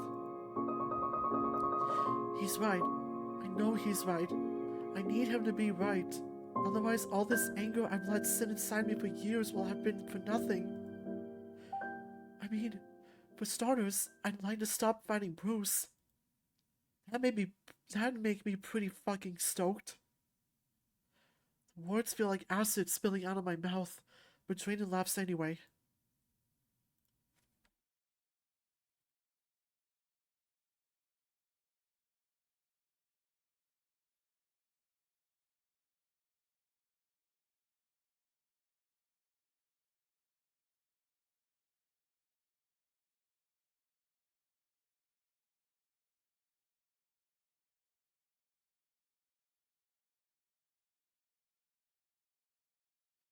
I mean, outside of all this, clearly it's still hurting you.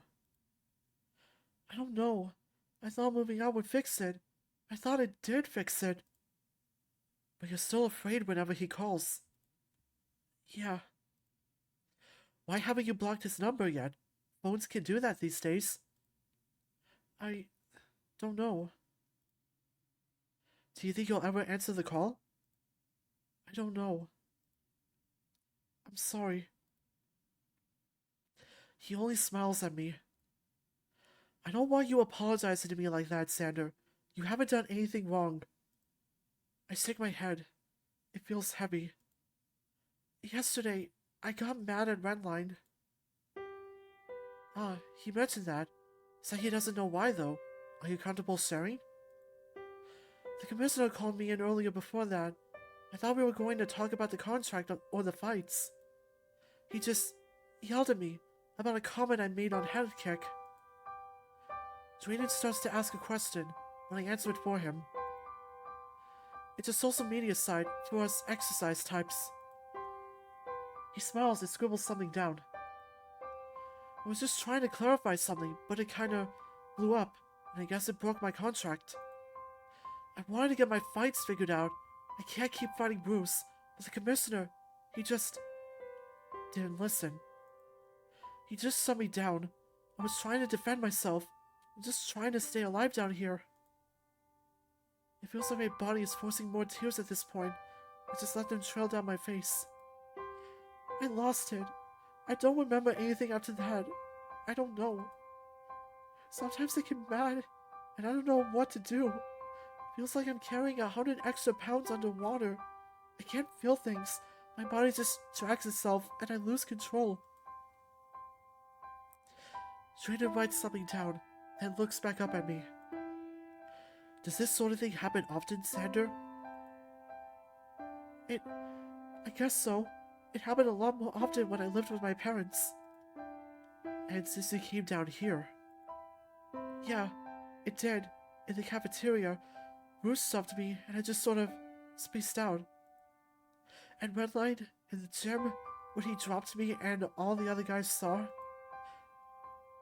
Why do you think this happens?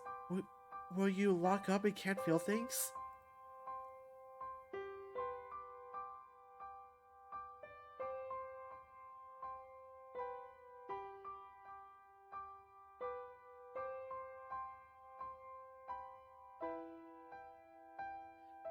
I'm gonna take a stab in the dark and say it has something to do with my parents.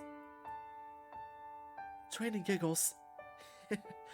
Well, I'm not gonna say that's not the reason, but I think there's more to the core issue. Sure, they might have contributed to the cause, but removing them isn't the whole cure. Even if a wound heals, lasting effects may endure. A person with a broken leg may suffer mobility issues for the rest of their life. So, because of things I have no control over, I'm fucked for life. I'd rather we put a positive spin on things. Try seeing it as a chance to modify your behavior in certain circumstances. If someone's shoulder is damaged, they may have limited range of motion for a long time. Sure, it might suck a lot, but they can learn their limits and control what they are able to. So, if you find yourself in a position where you can feel one of these, episodes coming on, we can try grounding yourself. Hope it doesn't happen, but if you find yourself getting frustrated, I want you to just touch something. Anything physical. Anything that can remind you that you are still here. Grounding can help you realign with reality. Forcing on something in your present moment can help turn your attention away from these intense, negative emotions.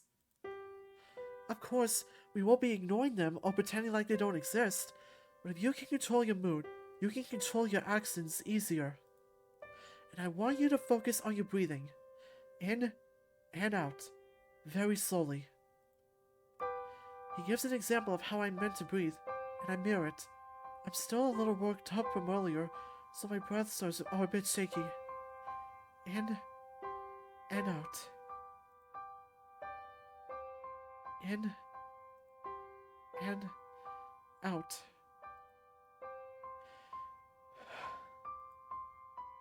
You're just a person breathing. That's all you need to be. You are exactly who you are meant to be. You are doing the best you can. A few moments of breathing. After a while, the shakiness subsides. I have control over my breathing, and my heart rate has died down. How do you feel, Xander? His voice gently peels away the silence. I feel better. Good. I want to thank you for sharing all this with me. I imagine it's not easy to think back on these memories. I try to ignore them. But it's important to learn from them. They're affecting your behavior, and it's much easier to make a positive change to your behavior if we are able to take a look at what may have caused them. Guess that makes sense. Wonderful. I think now's a good time to call it for today, and I've got another meeting in a bit. Before you leave, is there anything I can do for you? There's a lot that I want, but not anything that he can do about it. Feels good to finally have that off my chest, though. I don't think I've shared that with anyone besides Vinny. And why should I? No one should have to deal with that. and I don't want people treating me different because of it. Still, Drayden doesn't seem to be talking down to me. I don't think there is. What do I do now? Like, right now? I suppose you could get some food or read a book, or maybe. No, I mean, like, what do I do when he calls again? I'm not entirely sure. What do you want to do? I'm still not sure either. Sorry. He shakes his head and stands up, moving closer to me. Drayden starts picking up the tissues I've balled up and dropped on the mattress. I told you before, you don't need to apologize for things like that. These things can be complicated. All we can do is try to piece things together. But I always think it's easier with a little help. Don't you agree? Yeah, I guess you might be right. I'll take that as a win for me.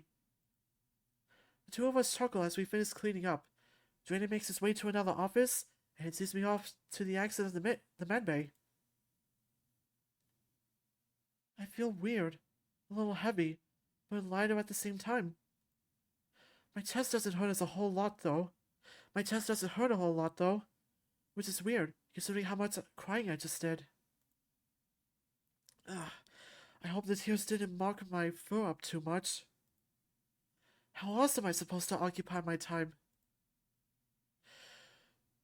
Oh man, man, that is still heavy.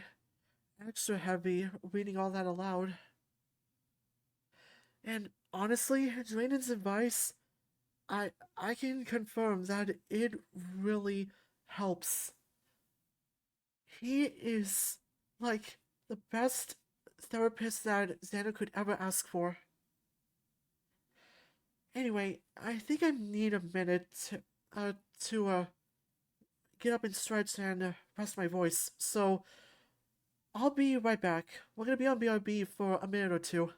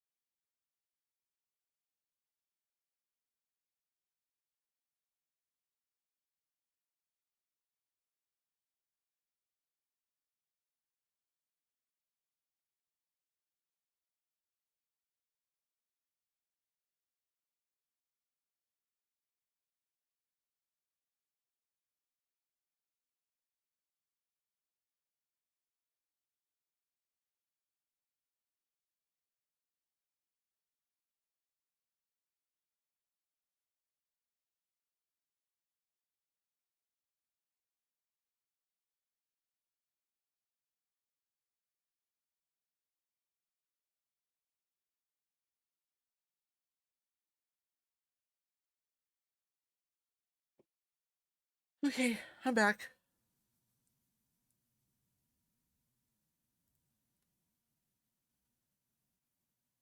Alright, now that we have all the heavy stuff said and done, it's time to lighten the mood. Let's go and watch people train. I might need a change of scene. Bucky's probably coaching a class right now. I know I'm not supposed to train, but Drayden won't get mad if I just watch people exercise, right? And Drayden told Bucky I'm not allowed to train, so I doubt he'd even let me in the first place. Bucky seems like a calmer presence than Redline, too. Feels like what I need after all of that. Let's go have a chat with Bucky. I head down the hall, towards the gyms. The halls have been getting more familiar to me these days. I guess that's what happens after a month of being locked underground. I say that as if if it was against my own will. I wanted to come down here. I've been wanting to come down here for a while. Just was hoping for better circumstances. The smell of the gym sort of lingers around the first floor. You can smell it coming a mile away. Nothing potent, of course, but it's definitely noticeable whenever I step into the hallways. The sound, too, but there's always some sort of chatter echoing these halls. Even at quiet times, there's a rowdy guy or 2 or 12 stepping out of a gym room. The only genuine silence is at night, or in our own room whenever Redline is out. It's actually kind of eerie when it does happen, like it's not supposed to be there. It only gets louder as I approach one of the gym rooms. I can hear Bucky yell out a command, followed by a chorus of leather slamming into training pads. More yelling, more pads. He's got a really loud voice, or at least it carries nicely. I never once had trouble hearing him over the rest of the noise in the gym. Blah. I made it to the door, but there's still some butterflies in my stomach. He probably won't be happy to hear that I've been effectively banned from working out for a bit. Maybe I should turn back, go do something else with my time. Hey, Xander! The butterflies stir. My head snaps through the window into the gym. Bucky's standing inside, waving me in with a big smile on his face. There's no real way out of this now, so I step inside. There's about 12 guys in here, each of them a little bigger than me. Half of them are holding hefty training pads, while the other half are practicing their techniques on them. Bucky's leaning against a small countertop that runs alongside the entrance to the space, punching our arm with her arms folded over his chest. His head turns to see me as I come around, standing next to him. Xander, how's it going? You here to do a bit of sparring? He seems excited. I thought Drayden already told him I couldn't.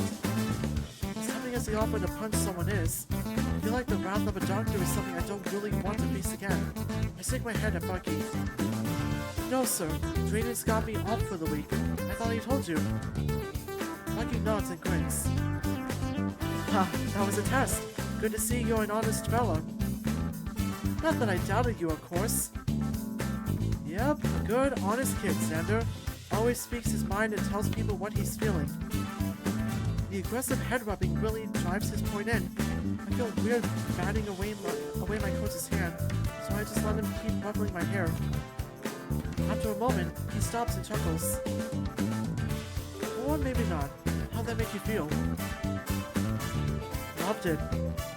I lied, reaching up to smooth my hair down a bit. We'll work on it. What brings you by? I'm not sure, actually. I can't really exercise, right? Did I just need some company? Well, once you're done coming up with an excuse to talk to me, you can be my assistant coach for the day. How's that sound? Sure.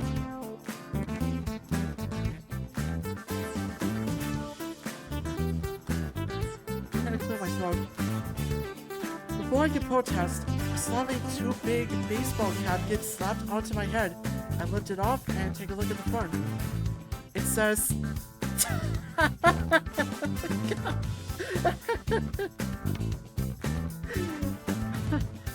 Okay, I'm saying this once and never again.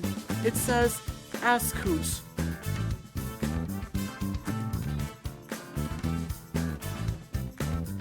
back from the shop with a typo.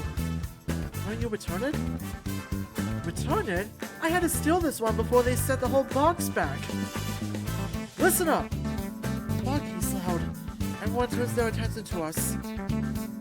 Xander here is going to be our assistant coach today. Treat him the same. He stops and looks down at me. You gotta put the hat on, Xander. I know better than to disobey my coach. He's not exactly the type to budge on his weird rules. I slip it on, even though it doesn't fit perfectly over my little antler nubs. Treat him the same as you would me. But no random gunshots. Doctor's orders. Pass my shoulder. Bucky has them start off with some cardio drills and leans back against the countertop. People take random shots at your gut? If they're brave or stupid, you should have seen Red before you showed up. The little Spitfire couldn't keep his paws off me. It's a miracle I didn't end up starting a fight. Yeah, I can relate. And honestly, as Bucky's got a good gut for punching. Bucky laughs at that. What, has he started anything with you? Not exactly, unless you count that one punch on the first day of class. No, that wasn't a fight. Consider that work-mandated beatdown. I hope it didn't go too far. I shrugged. It's nothing I haven't experienced before. My old gym did something like that. Although nobody there was strong. He flashes a cheesy grin. I wouldn't say that, but you know, group classes. We weren't exactly professional fighters. But even the rest of the guys in my class down here didn't really do anything. Not until Redline stepped up to the plate. Stronger than he looks, eh? I should have warned you with that one. Red's got drive. The rest of the guys down here don't? Touché. Not saying they aren't also capable of kicking ass. I mean, oh, hang on. Bucky moves out into the group, pulling one guy aside to correct his form. I guess this should probably do my job too. Just easier said than done. These guys are all pretty experienced, it seems. Aside from the one outlier, everyone's got their form down. Not sure what I was expecting. These guys are professionals. It's a bit strange to describe myself like that. A professional. I mean, I'm good at what I do, obviously. Suddenly gaining that title feels a bit jarring. Hard to believe a little over a month ago, I was stalking cells for a living. Now I'm considered one of the top fighters in the country. Okay, I might be going a bit too far. I'm 0-2 as a professional, so being a top fighter is really only because I'm in a league with the best fighters. And I'm not sure if that even counts, given my situation. Looking at the rest of these competitors, it's clear I'm in the big leagues now. They're all a full weight class above me. Some of them are moving faster than the guys in my weight. Scary stuff. Typically there's a trade-off between agility and strength depending on the weight of the fighter, but it's usually proportionally the same. Of course, Red and I can't hit as hard as Bruce, but we have much less weight that we need to move around in a fight, so we're much faster in comparison. These middleweights Bucky is training are at the midpoint for both speed and power. Oh, hey! This lizard guy next to me throws a jab, then a straight at his partner's pads. His leg lifts up and rocks into the other guy's side. The guy lets out a squeak, but keeps holding up the pads. Excuse me. I wave my hand, opposing a few feet to the side of them to catch his eye. He doesn't look at me, instead sending out another jab to the pad and a straight punch into the rat's face. Hey, hello? He scoffs and stops to look at me. The rat awkwardly steps back. What? You should be hitting the pads, not your partner. Okay. He turns back to the rat. Hands up.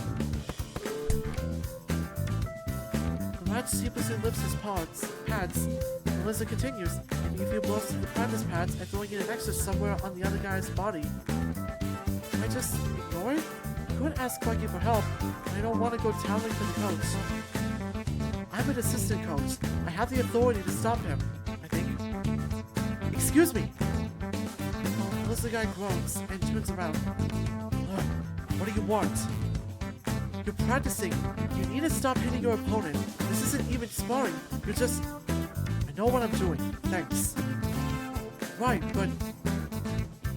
Alright, you got a problem, dude? He steps forward, bumping me with his chest. The training around us seems to have cleared some space, making way for his outburst.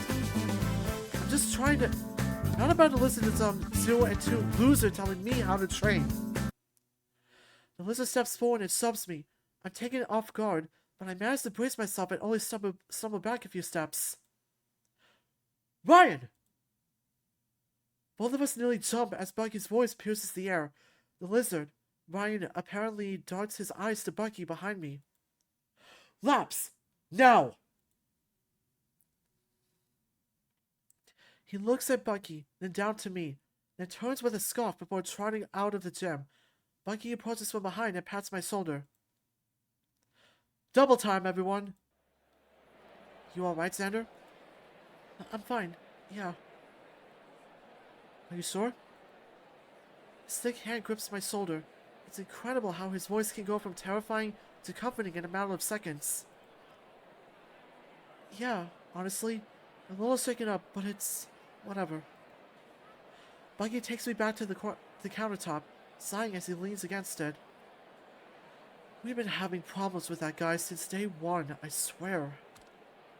He's angry, abrasive, violent, way too focused on trying to be manly, like he's trying to prove something to someone. Starting arguments was one thing, but now he's picking fights and getting physical with people. The other coaches sent him to me to try and get him in line, and I have no clue what to do. Bucky shakes his head, watching the rest of the guys exercise. And when he starts actually hitting people during practice, then everyone thinks they can... God damn it! Hey, come on! The Wu steps away from the counter towards the group of boxers training. I can see one fighter near the back is going a bit too hard on his sparring partner. I'm glad Bucky's the one that has to deal with it. I've had to intervene a few times in the past. It's not exactly my favorite thing to do. These guys are bigger than me, fueled up on testosterone and looking for a fight. I'm not interested in being on the receiving end of that when it's outside my weight class. Hey, Coach, can I ask you something? The white fellow from before grunts quietly, like he's not trying to call attention to himself. Was that meant for me? Or did he mean to call for Bucky? After a few seconds of Bucky yelling down another one of the more aggressive guys and not looking this way, I realize this is my problem to deal with. The rest of the class goes by without much of a hitch, thankfully. Bucky has the men run through the drills for a while longer, and even gives some tips on how to coach people better. He's pulling double time as coach. Almost feels unfair to the rest of the fighters. I've already had a bit of experience coaching here and there back in my old classes. There's a lot less work to do here, though partially due to my injuries not letting me hold bags or participate in any drills. And these guys are professionals. I don't need to hover around to make sure forms are correct. I still do, however, though, but there's a lot less correcting that needs to be done here.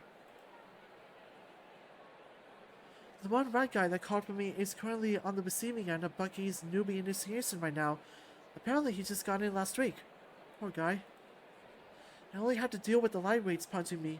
This guy is decently well built. I can tell he's on the lighter end of his weight class. Still, he takes the rest of the fighters without too much of a problem. After they finish working the rat over, the rest of the fighters sort of disperse among themselves. But the new guy just sort of hobbles himself over to the countertop by myself and Bucky. Bucky, the sadist, has a big grin on his face. Good first class? The rat wheezes out a laugh. Those guys hit like a truck. I think I'm ready to go down a weight class. Bucky laughs. I think we can do something about that. You're already hovering near that weight. We'll get you settled in and see what we can do. Sound good? As long as I don't have to do that again. Ow. He rubs, bruising his midsection with a smile on his face. Oh yeah, you're Xander, right? coach, Xander. I take the hat off and hand it to Bucky. I think it's just Xander now that class is over. Right, yeah. Thanks for the help earlier. I didn't really know who to ask for help since Coach Bucky was busy. Some of these guys are scary, dude. As if on cue, Ryan, the lizard man from earlier, stomps back into the gym. His gym bag is still leaning against the wall, untouched. He's very sweaty and very angry. I swear his skin has almost turned red. He darts his eyes at me, then they straight at Bucky next to me. Excuse me for a second, boys. Bucky hops towards Ryan, pulling him aside and leaving me alone with the rat guy. I drop down and sit next to him. Yeah, I know what you mean. A lot of these guys can be a lot. I kinda got that vibe. I thought some of the fighters down here would be different than the ones topside. Nope. Assholes all the way down. Damn. My old gym was full of them. Was kinda hoping it'd change once I hit the big leagues. But so far it's been more the same. Every guy likes to think they're top of the world, I guess. Well, we're like 1,000 feet underground, so they've got a ways to go. He chuckles at that. Well, what happened to you? Bucky said something about doctor's orders. Yeah, you see the fight the other day? Be more specific. With Bruce. Big T-Rex guy. Ah, the big dude! Dude, the whole room popped off when he crushed your chest! That's disheartening to know. I think he can tell I'm not too pleased about that. Hey, I didn't cheer. Just so you know, everyone else. He laughs a little uncomfortably. But, yeah, thanks for the help today. You seem approachable. Way better than the rest of these guys. And that stupid coup tab probably helped. I'm going to throw that thing through a fucking wood chipper. Over my dead tail! The Bucky hops back over, seemingly more stern than before. You alright, kids? Oops. You alright, guys? Can I see that hat? Absolutely not. He ruffles my hair. I can feel my face turn hot for a second.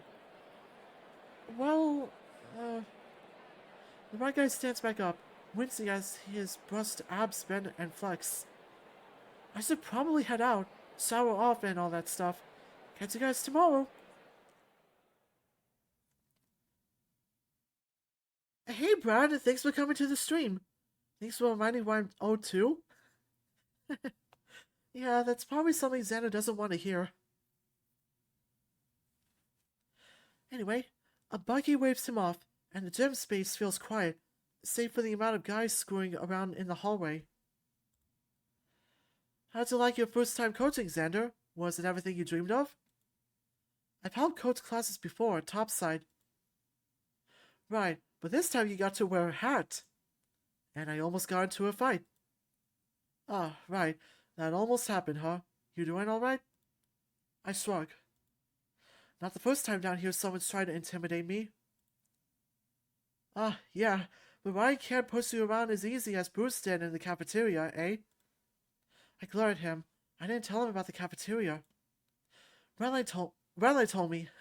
Sounds like Bruce owes you a new smoothie. I feel like that's pretty low on my wish list right now. Ah, well, hopefully you can teach him a lesson one of these days. Just like how you taught Ryan a lesson. Bucky sighs and drops down, sitting next to me with our backs up against the countertop. I just don't know how to make things stick, man. I swear, every coach down here has had a talk with him about how aggressive he gets with the rest of the fighters, even outside the ring. But he goes off spouting some bullshit about manliness, like shoving dudes around and picking fights is supposed to make you a better person. I don't get it, Xander. These guys are so talented. They've got great physicality and determination. But there's this brain poison or something just infecting them. All of them. They have to be the strongest, or the most aggressive. Like some dumb alpha wolf bullshit. I'm sure you've seen it. Some of these guys get some messed up ideas of what we're down here to do. What, beat the shit out of each other? He pauses, then laughs a little. Well, okay, so that's not entirely... That's what they want on my contract, man. Just come down here and crack skulls. None of this being nice shit was in my job description. The kangaroo starts snickering under his breath. It's nice to see him smile. That's very true. I'll have to get you some bonus for being so nice and helping me out today. But you know what I mean, right? You see half these guys come down here just to make people bleed and fuel their own ego. They don't care about the sportsmanship.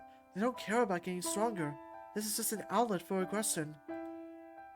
And you know, it spreads easy. A lot of these guys steal their personality from some asshole at the gym.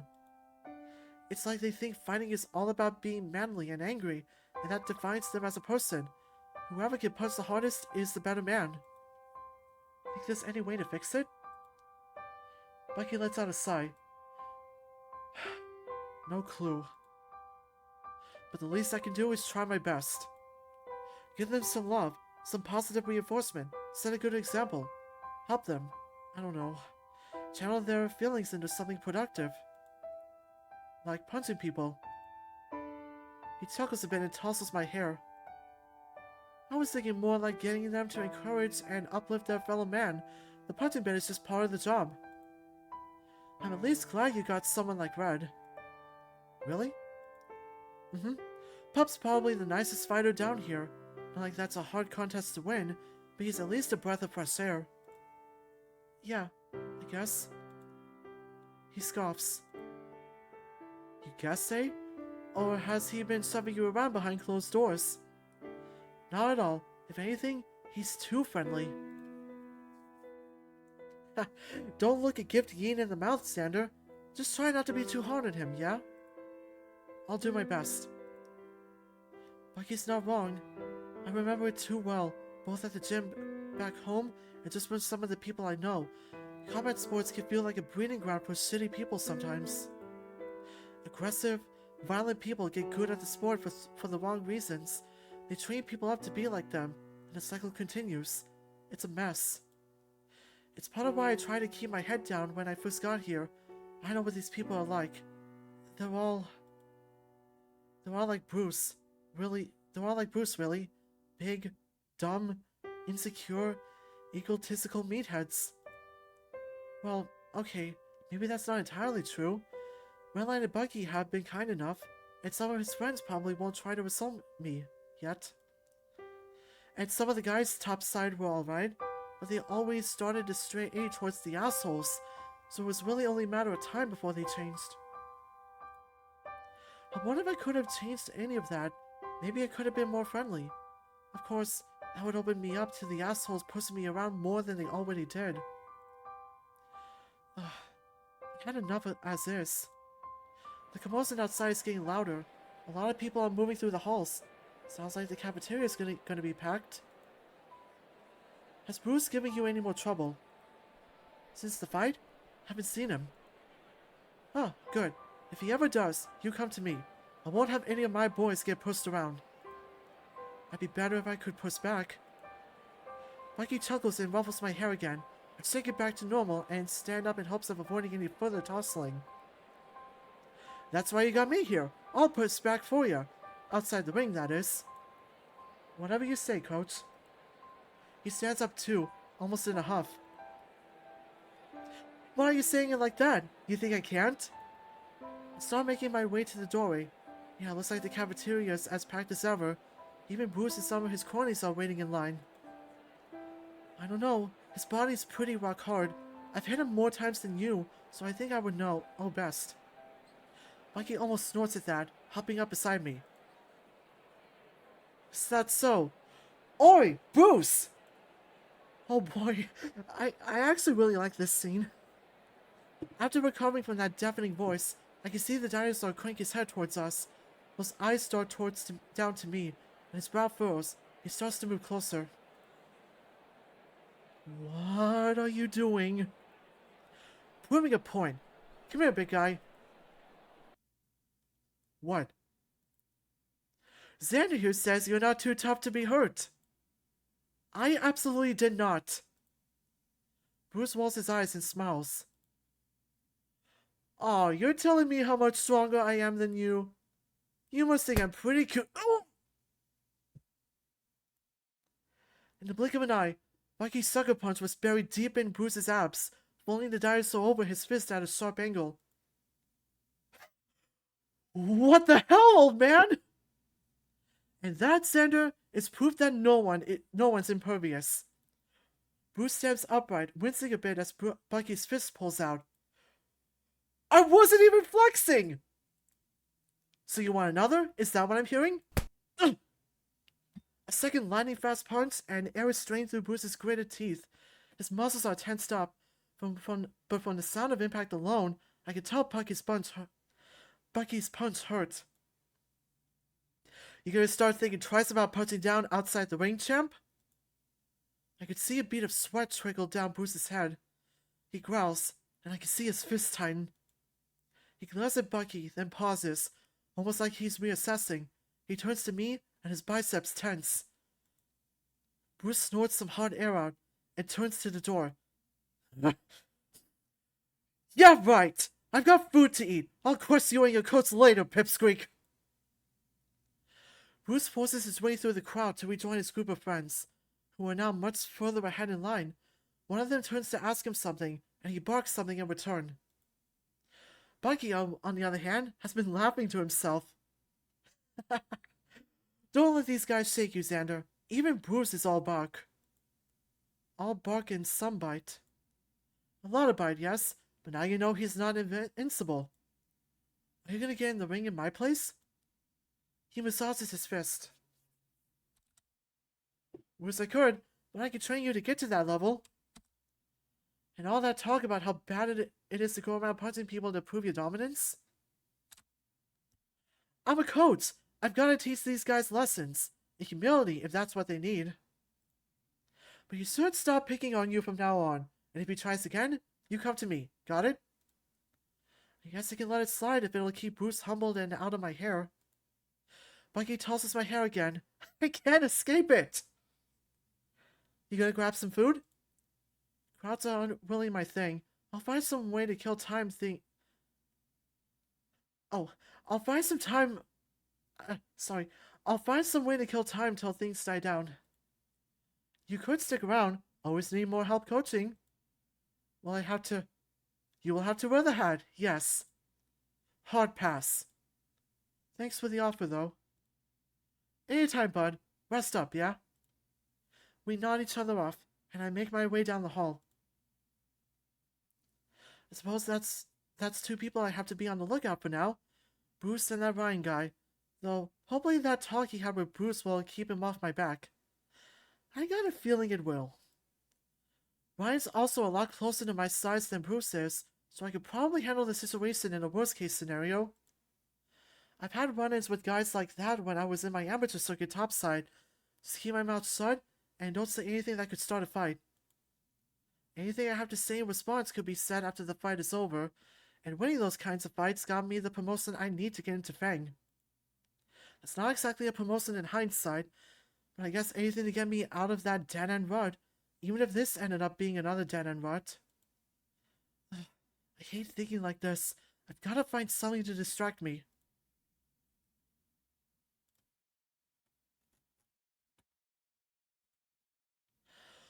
Well, the last thing on our list is to hang out with the Redline. Maybe Redline's got something going on. The cafeteria is packed by now, so he's either getting trampled on his way in, or he's raining out the crowd. Plus, I reek. Even being surrounded by sweaty guys in a gym was enough to get me smelly. Maybe I could probably swing by and grab a change of clothes if Red's not around. Guess I'll see how it plays out.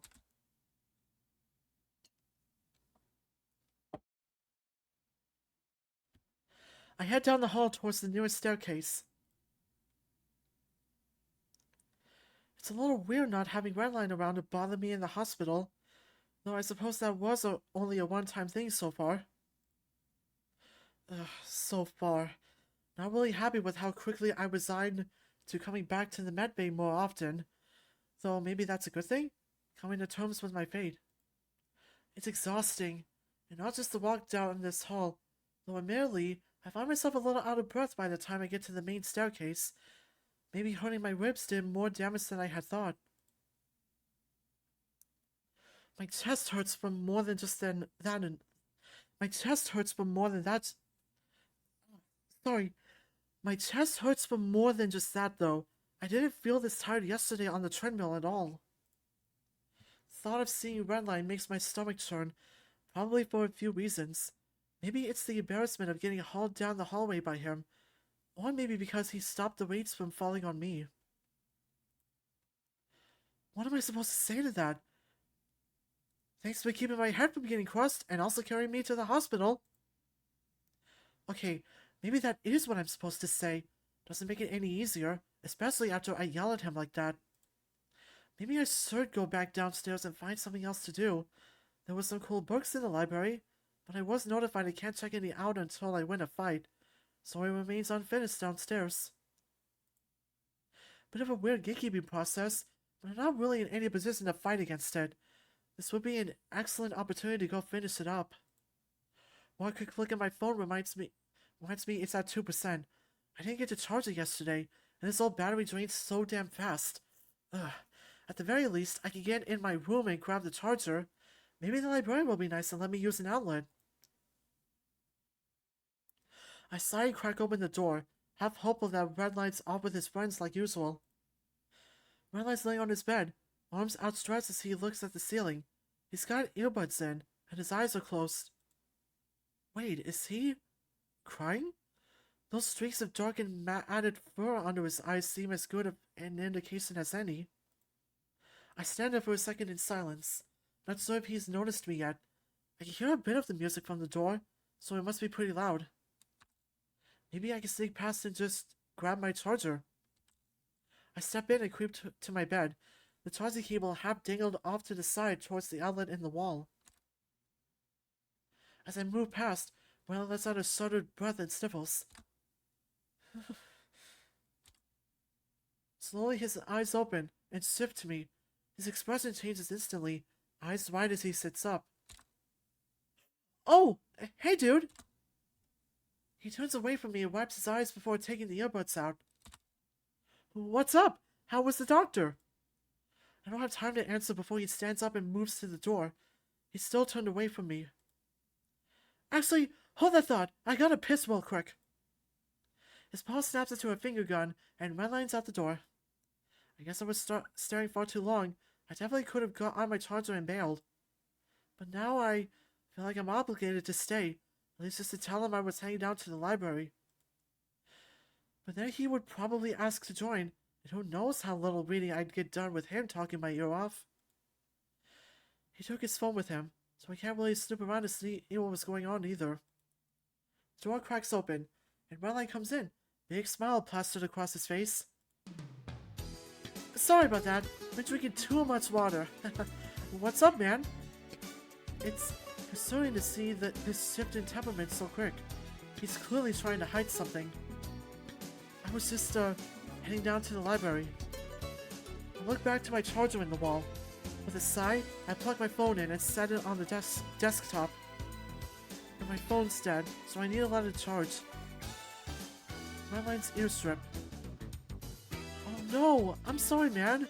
I wanted to bring it to your room, but they wouldn't let me pass the front desk again. And they kept catching me when I tried to sneak by, so eventually they put a guard out in front too. Wasn't able to find another way in. Please don't sneak into the medbay, Redline. He winks and smiles. No promises! So what's up? You cleared to fight again? I remember one of the messages he sent me was asking about that. I feel bad for ignoring them, but he doesn't seem to be too upset. Not really. Doc says I'm off training for a week. I'll let my ribs heal up. Immediately, Redline stiffens up, grimacing. Ouch! A full week? Isn't that medicine to be some sort of miracle cure so weights like this doesn't happen?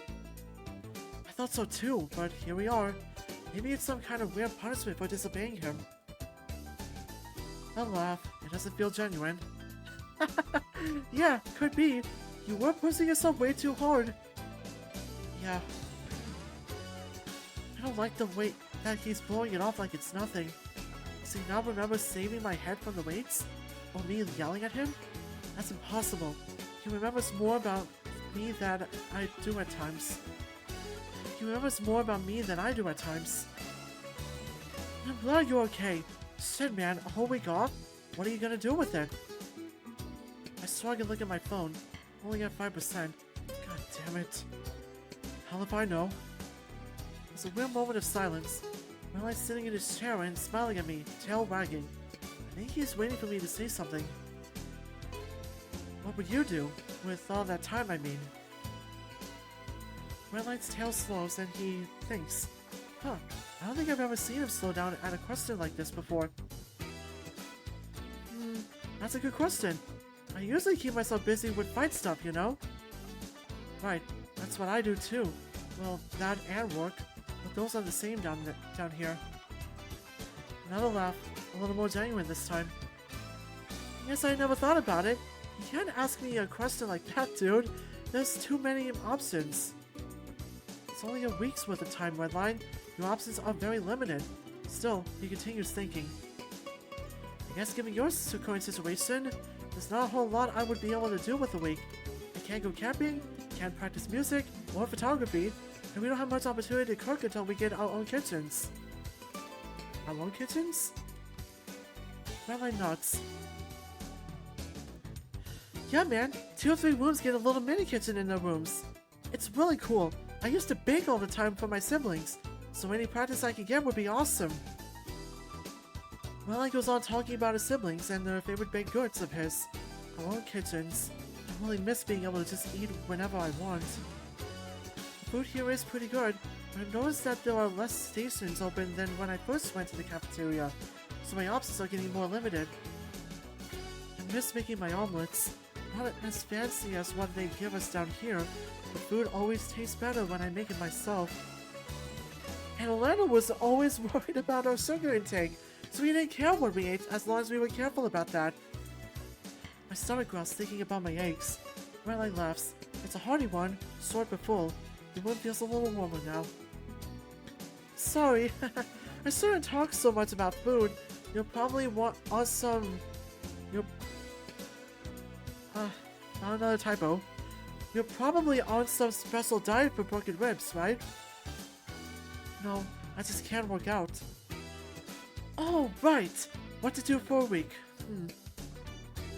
He snaps his fingers and flips open his laptop. You ever played Tales of Fury? Oh, good lord, he's a gamer. No, no, no, no, no! My phone's only at 12%. Fuck, no! Can't say I have, Redline. And I love how contrasting Xander's inner head is, along with his speaking voice. Dude, you're going to love it! Come here! He pulls a chair from my desk over to his and past the seat. Ugh. I try not to look too dejected as I waddle over to the chair and drop down, his laptop still booting up. Slow-ass laptop. Been saving up for a new one, but shipping takes ages to get down here. You can get mail down here? Yeah, well, sorta. It's like a quarterly thing. Every few months they collect letters and packages from fans and family and hand them out. It's like Christmas, but 4 times a year. Unsupervised contract with people topside only 4 times a year. What if anyone wants to mail things out? He shakes his head. Oh, no. You gotta get vacation days for anything like that. Then you can go up top and do whatever. I guess that makes sense in theory. No need to bring anything down that you aren't going to need in the future. Redline's laptop lights up during all this, slowly turning the light before it kicks to his desktop. He steps back to his bed and rummages through a bag he pulled out from under it. Give me a sec here. I should have 2 controllers. Sure enough, he produces a second one just in time for a bunch of programs to automatically open his computer. He hands me one of the controllers and gets to work setting it up. I don't play too many video games. They never really caught my attention. Couldn't afford them. And Dad was more interested in me living a more active lifestyle anyways. Are the controllers supposed to be this frail? It feels like I could bend it in half if I tried hard enough. Redline's looks a lot sturdier, but also way more used. The plastic on his joystick is peeling off. Alright, just about done. Oh, shit, sorry, He pauses for a second, reaches for my controller, then hesitates. There's an awkward pause, then he swaps out controllers so I have the sturdier one. Sorry, they both work, but that one's better. Even if it looks kinda junky. I don't really mind either way. Oh, sorry, He sits awkwardly, then straightens up when his game boots up. Guess that's the end of that. He seems out of it. Okay, so, have you ever played any fighting games before? Nope. What kind of games do you play? My coworker had me download this one game on my phone once, but I didn't touch it after that. Play Octopath Traveler Champions of the Continent. And nothing else? Nope. He rubs his hands together and smiles.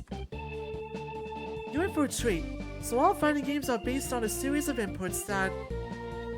Redline trails off, explaining the basics of the game, the controls, which buttons to do what. I try my best to pay attention to his instructions, while some flashy intro plays on the screen. So these are your light, medium, and heavy attack buttons. And then this one here does something different with each character. Alright, and I just press these? Yep, pretty much. There's a little bit more nuance than that, but you'll get the hang of it. So, what do I do if... What do I do when someone punches me? In the game, you gotta block. You just hold your controller stick backwards. It's a fight, right? Can I evade? Or counter? He gets a weird, almost confused look on his face. Yes, actually, but that's like advance. Just like real fighting, I guess. Redline flicks through a few menus, and a bunch of characters show up on screen. Redline cycles through them, explaining who does what, and I also thumb over to a few of them. I recognize that Fox skill with all the tails from when Redline played that a few months back. I guess he's the main character? And there's that fat alligator man. He's got a big trench coat. Brock? Coyote girl with a sniper, Badger dude in a pro wrestling outfit, some kind of wolf doctor? What the hell kind of fights are they getting into? If it were me, I'd play the Badger. Or the cat character if their battle style interests me. Are there any, like, boxers? Oh, yeah, Julia here. She seems to be a jackal wearing some torn karate gi. She's the closest we got, at least. It's kind of tricky, though, so I'd recommend I lock in Julia. The faster I can get this over with, the better. Who's the cheapest character? I'd say the alligator for reasons I'll point out later, if you're around for that part of the game. It's kind of weird calling Undefeated a game. More like I'd rather call it a visual novel. Redline makes some kind of awkward sound and goes quiet, then picks another character. Both of the characters make some kind of snarky one-liner, and the fight starts. I do what it looked like Redline was doing the other day, and just press buttons. Yeah, press buttons. What could go wrong? That didn't last long. The fat crocodile man easily beats my character. Redline tries to give me some pointers, but it doesn't really make sense to me. The next round starts, and he tries to instruct me some more. Can't we just play the game? It sounds really snippy. Redline pauses for a beat. Yeah, sure. The next round plays it out in silence, to the same result in the same amount of time. None of the buttons I'm pressing seems to do anything to stop the crocodile guy from attacking me. Why can't I just duck down and circle out? Or go for a takedown? These fights are annoying. I'm going to assume that this is a 2D fighter. Redline asks if I want to play again, and I grumble back some sort of affirmation. Same thing as last time, only in complete silence. I glance over at Redline, and he's not smiling. do you want to play again? I think I'm good. I set the controller down on the table, and Redline scoops it right up. He pushes some buttons, and the game closes. Silently, he goes to put the controllers back in the bag on his bed. He almost seems to be in a hurry doing it, judged by the aggressive sound of the bed being shoved back under his bed. Sorry. Redline sits back down at his desk and sighs. You can go back to the library if you want. I didn't mean to keep you.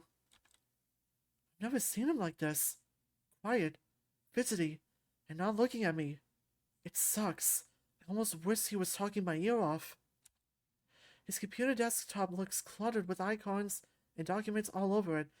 Behind it, though, is a big group shot of what I assume to be a family? Friends?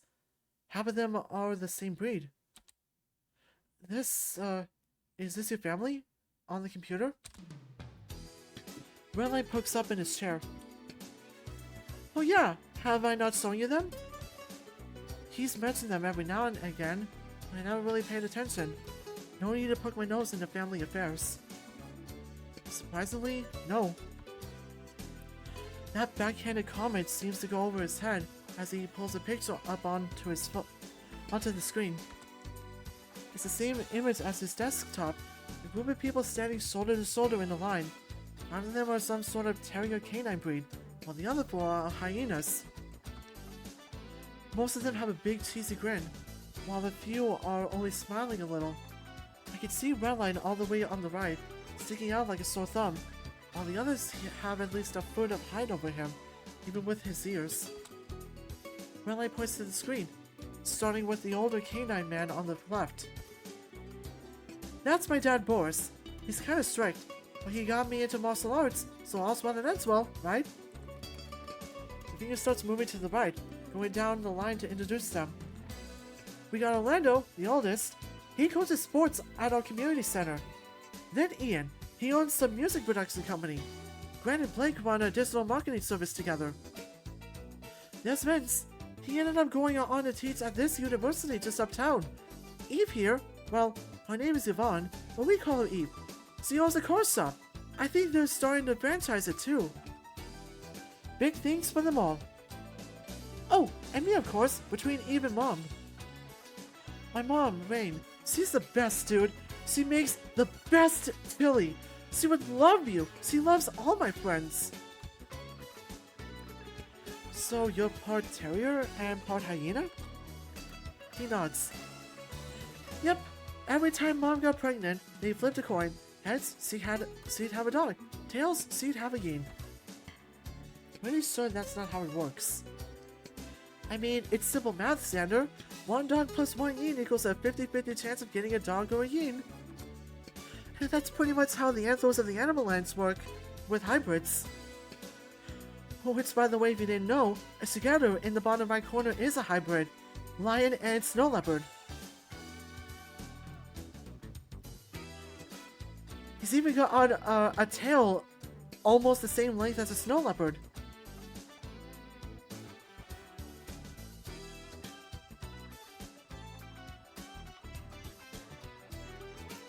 Anyway, yes, Redline, I also took biology. I know how breeds are determined. I know how sex works. Do you know how it works? See, Xander, when a mommy and a daddy love each other very much, stop. When a mommy gets absolutely wailed by a daddy, stop!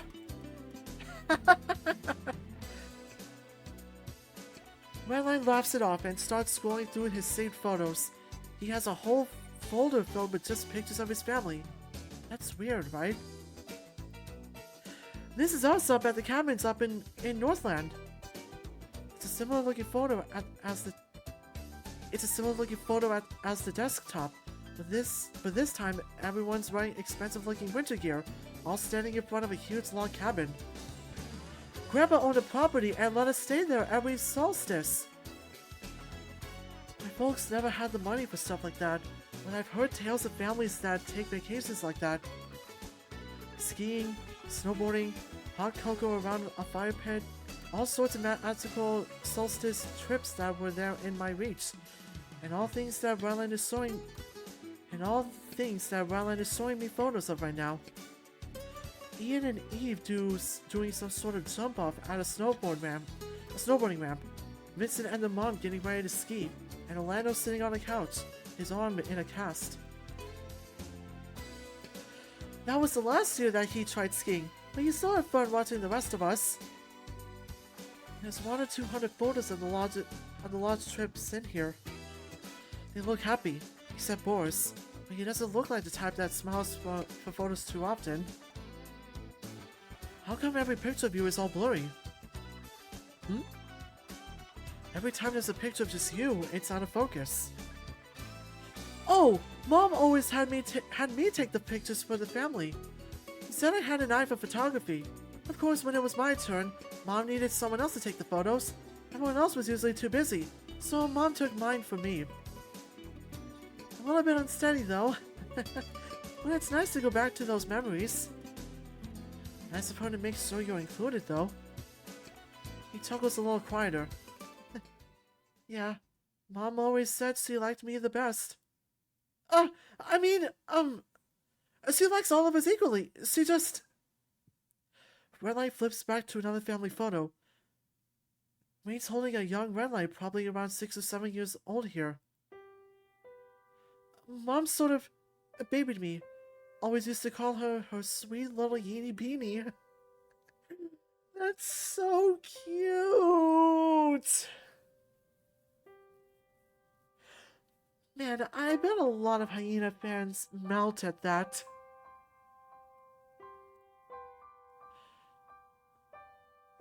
I'm gonna start that all over so we can get at the mood of back to how it should be.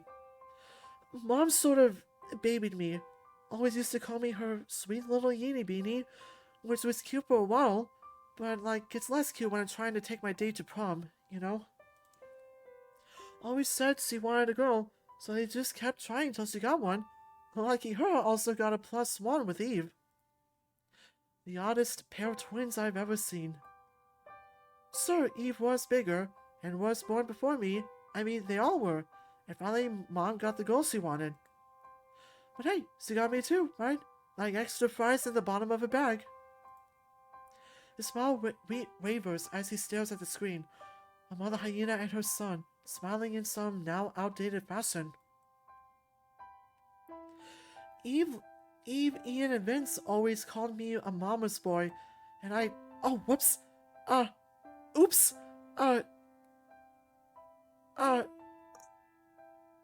Return... Okay, got it.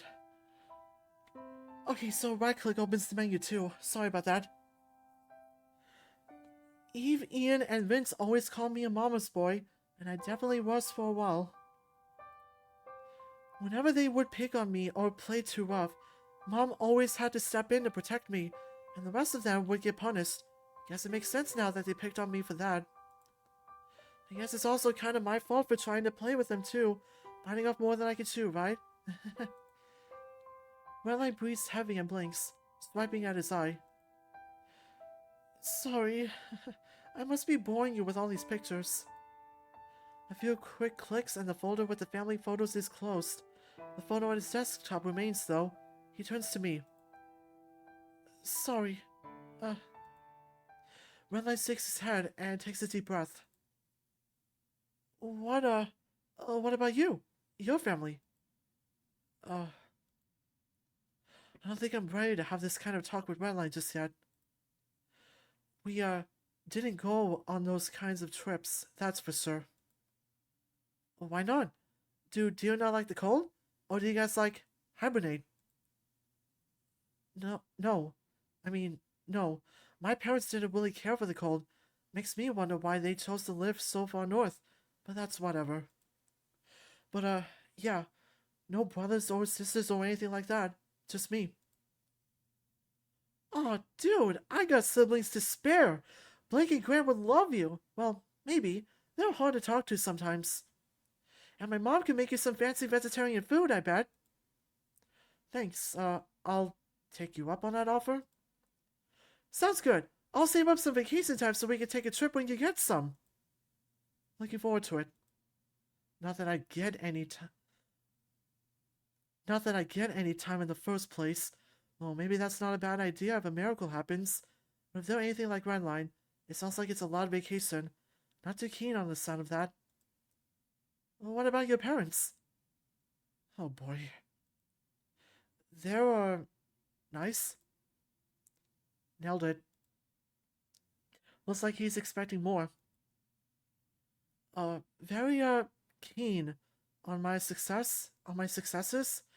Always talked about how good my grades were, and Dad seemed really happy when I moved from boxing to MMA. Not that I had much of a choice.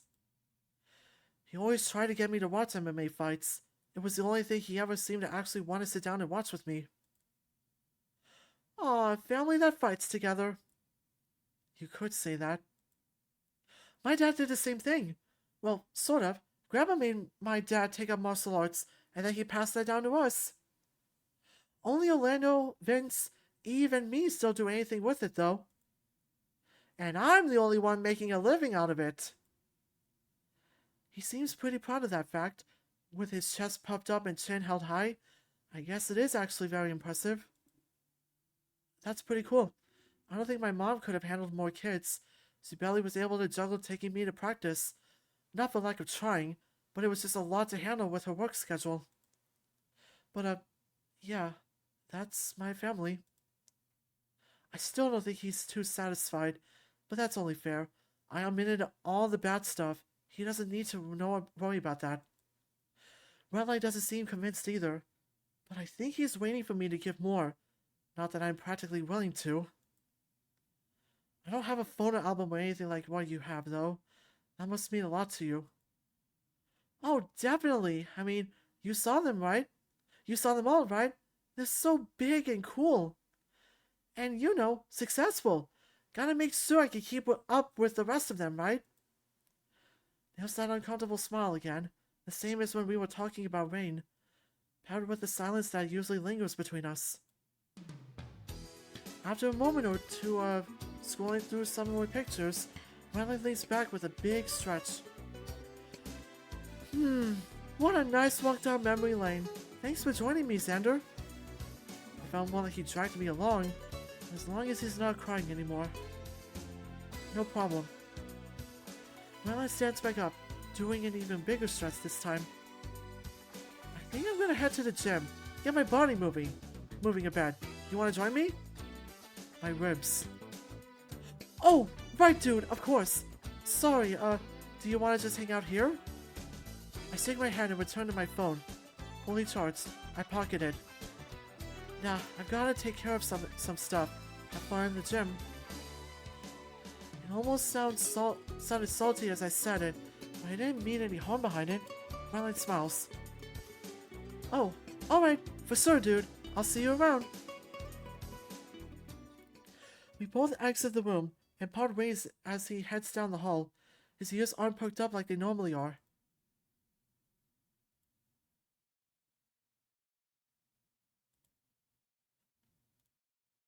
The rest of the day goes by without much of an issue. I didn't see much of Redline either. Mostly spent it in the library. Don't really have much time for reading these days. But now it is 2 in the morning, and I am absolutely restless. I figured that I'd chat with Drayden would have trained me, but I must have recovered from that over the day. Hey, Stiff the Fox! Thanks for coming to the stream! Something isn't sitting right with me. Just then, my phone buzzes. It's a text from Drayden. Hey Xander, Drayden here. Was thinking about our talk today. It must have been hard for you to open up like that. Why does he text like this? I know it must be hard to not be able to exercise down here, so I want to cut you some slack. Oh yeah, it's Rage. I forgot. My bad. You can go for walks on the treadmill or elliptical. Treadmill or elliptical? But nothing above A4. We've got cameras and Red watching, so I'll know you're lying. If you're lying.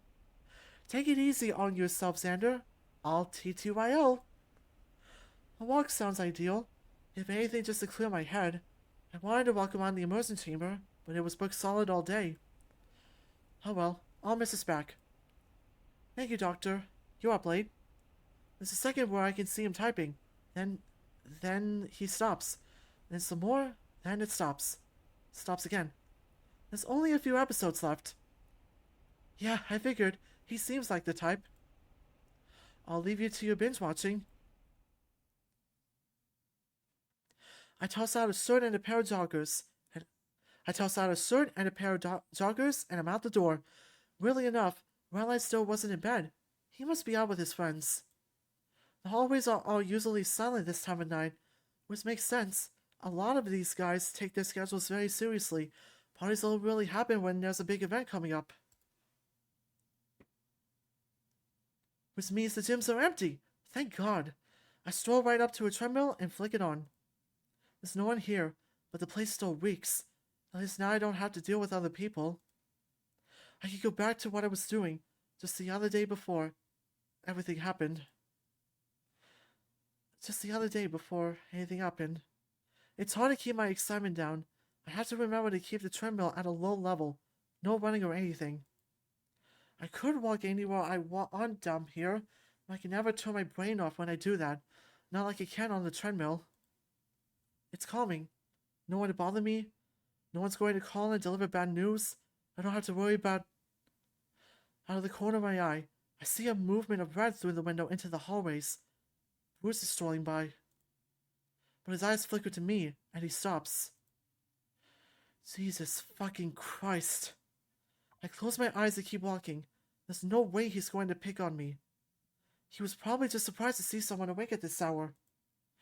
Why is he awake right now? Are dinosaurs nocturnal? No, that doesn't make sense. He was awake in the day every time I've seen him. I can feel my heartbeat faster. Just breathe, Xander. He's not doing anything. He's probably left already.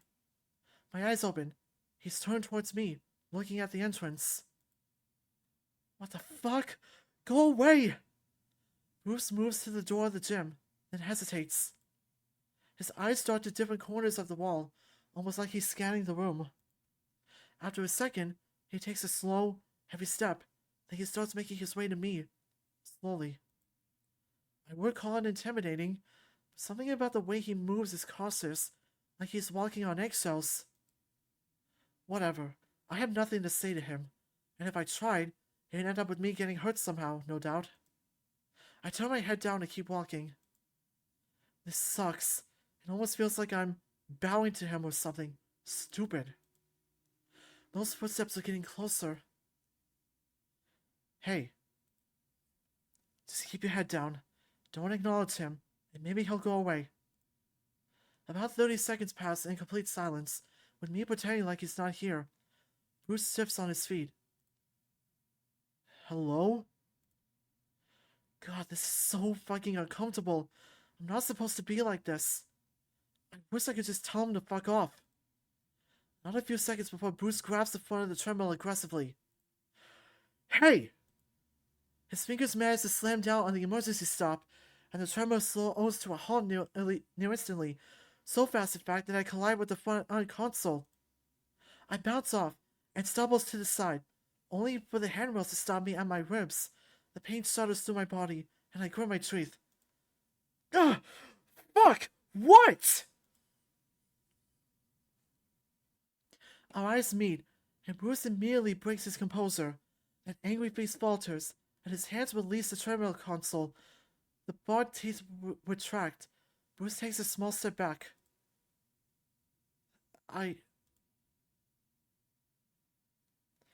His eyes dart to the side, eyeing one corner of the room, before returning to look at me.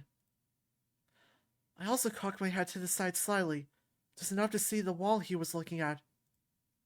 A small security camera in the top corner is pointed directly to this area of the gym. I turn back to Bruce, waiting for an explanation.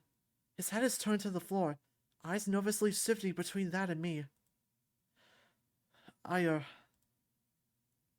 dinosaur lets out a sigh, and his voice dips down, quiet enough that I can barely hear it.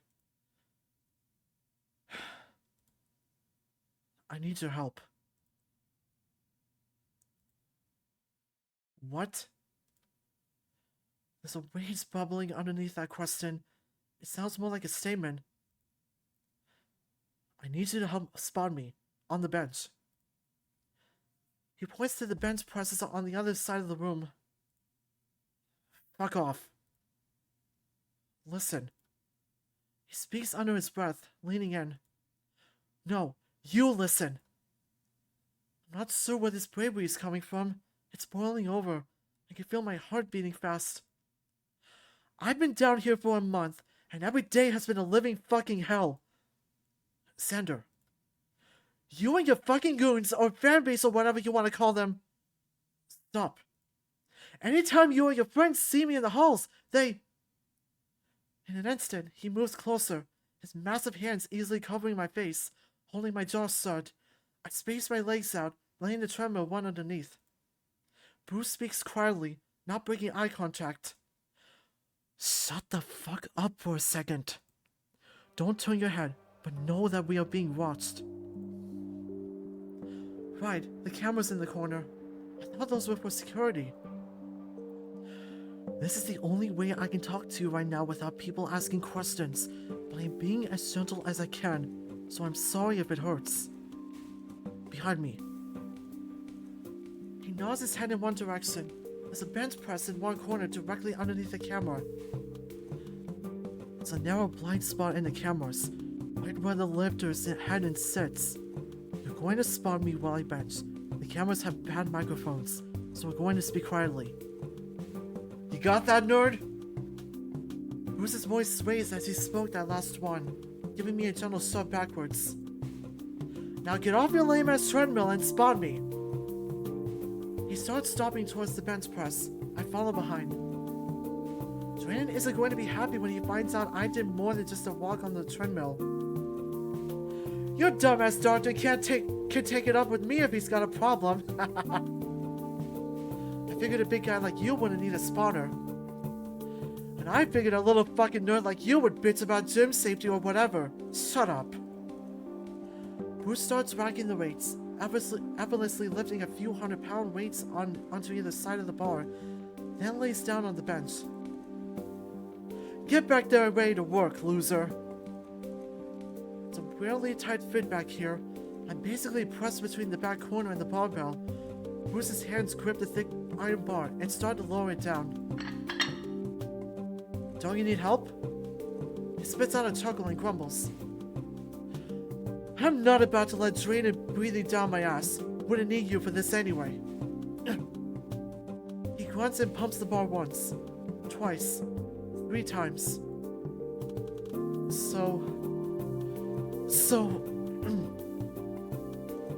Sorry. There's a weird pause while Bruce does another rep. Okay. For being an ass. Am I supposed to forgive you? Probably not, if you have any dignity. He grunts a bit as the barbell moves up. My guess is there's a lot going on that you don't really know about. Wish someone would fill me in. I don't have the full picture either. I can't ask too many questions, but I smell bullshit.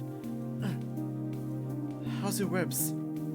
How are your ribs? Not as good as before you tried to kill me. Hey, I didn't. He catches himself before his voice gets too loud. I didn't mean to step on you like that. I'm sorry. I'm sorry for the cafeteria thing. I had to keep my reputation. And for knocking me out in the first fight? I mean, it's a fight, right? My unimpressed face seems to get through to Bruce, whose cocky smile returns to a blank expression. I'll try to be nicer in the future. Cool, and I'll try not to get steamrolled in my mandatory beanie so your fans can keep sucking your balls online. Bruce closes his eyes, his face twisted in some sort of strange frown. Sorry, I didn't mean for it to end up like this. But you didn't mean to cross my ribs. Jesus, Sand, it was an accident. Like it or not, I'm huge and you're small. I got too hyped up for the cameras and I wasn't watching where I was walking. I'll try to be more careful. But I did not... Hey, His voice growls on that last word, drawing my attention back to his eyes.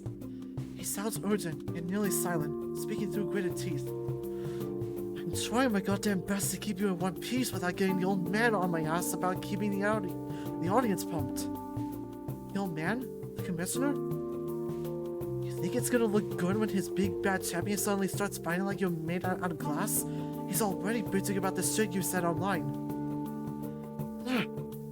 He pumps that barbell up and down, his massive biceps bulging and tensing as it moves.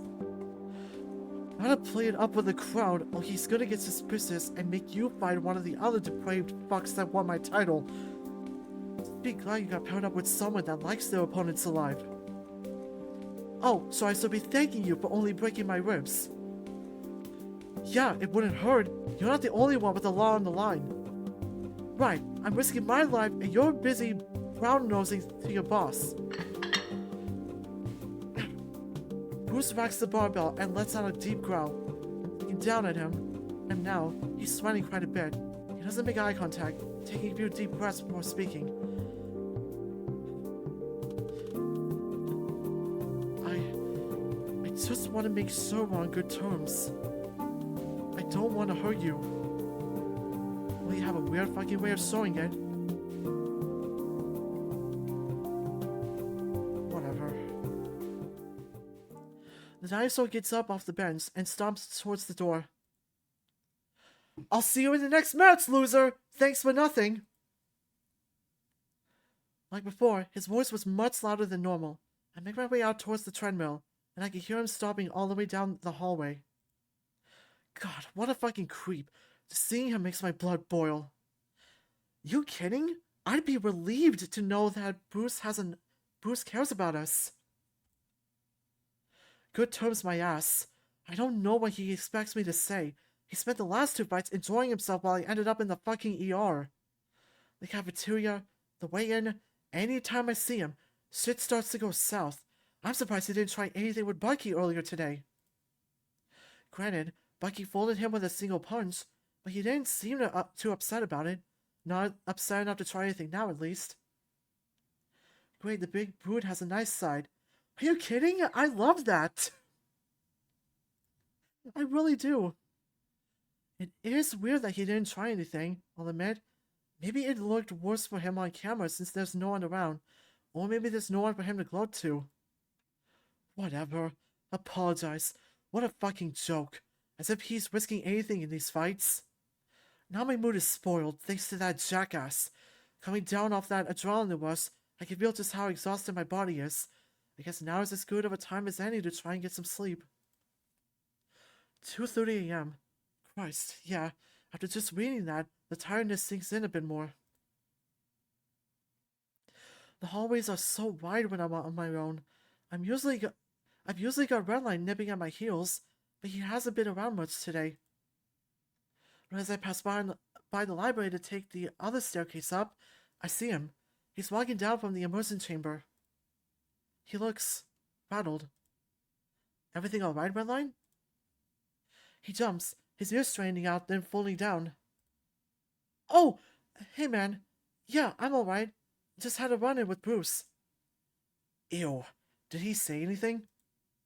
No, just asked me if the immersion chamber was free. He seemed upset. Doesn't he always look upset?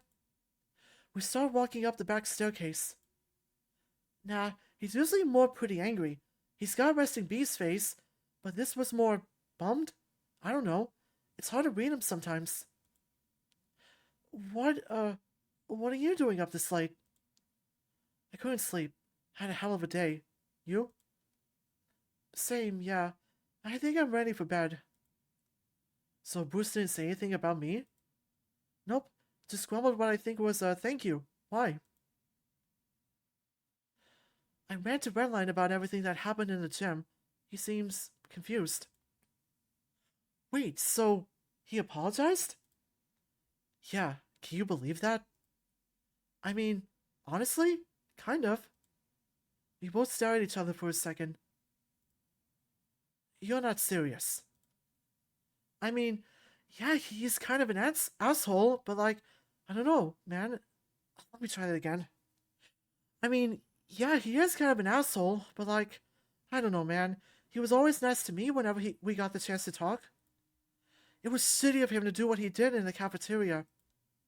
I raised an eyebrow. And I mean, everything else too.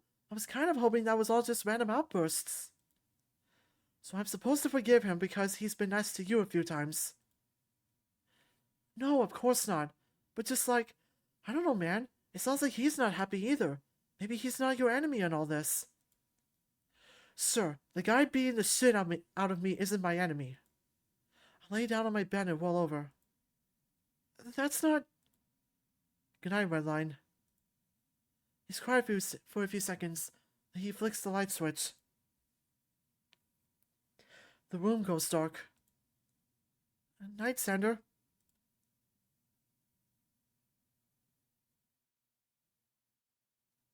Today felt like one absolutely long dream. The kind that you wake up and feel like it all happened, and it takes some convincing for you to believe it was all fake. But I think my body is ready to give out from exhaustion.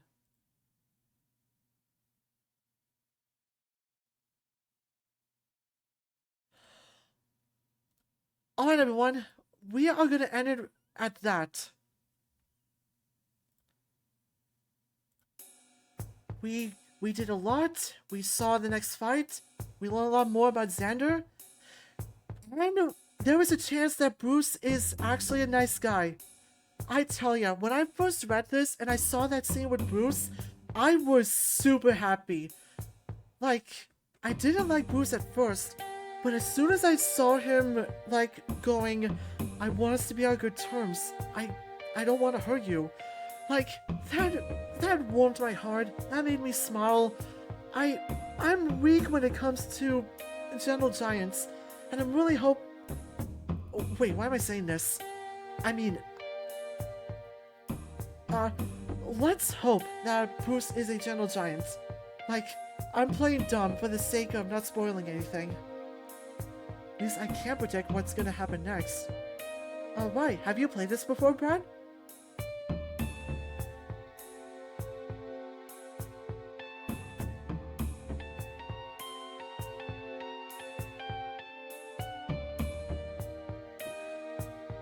But, yeah, I'm so glad I got to show that scene before the end of it, of our session.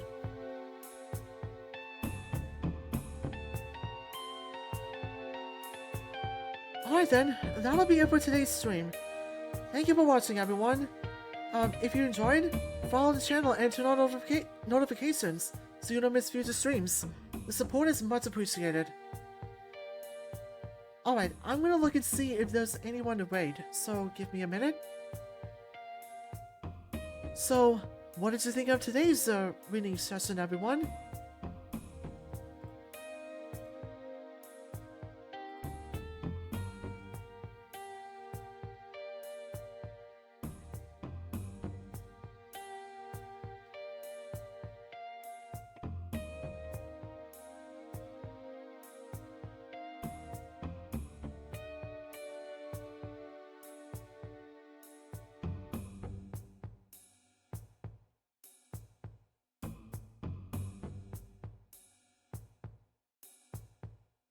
Okay, we are gonna raid someone new.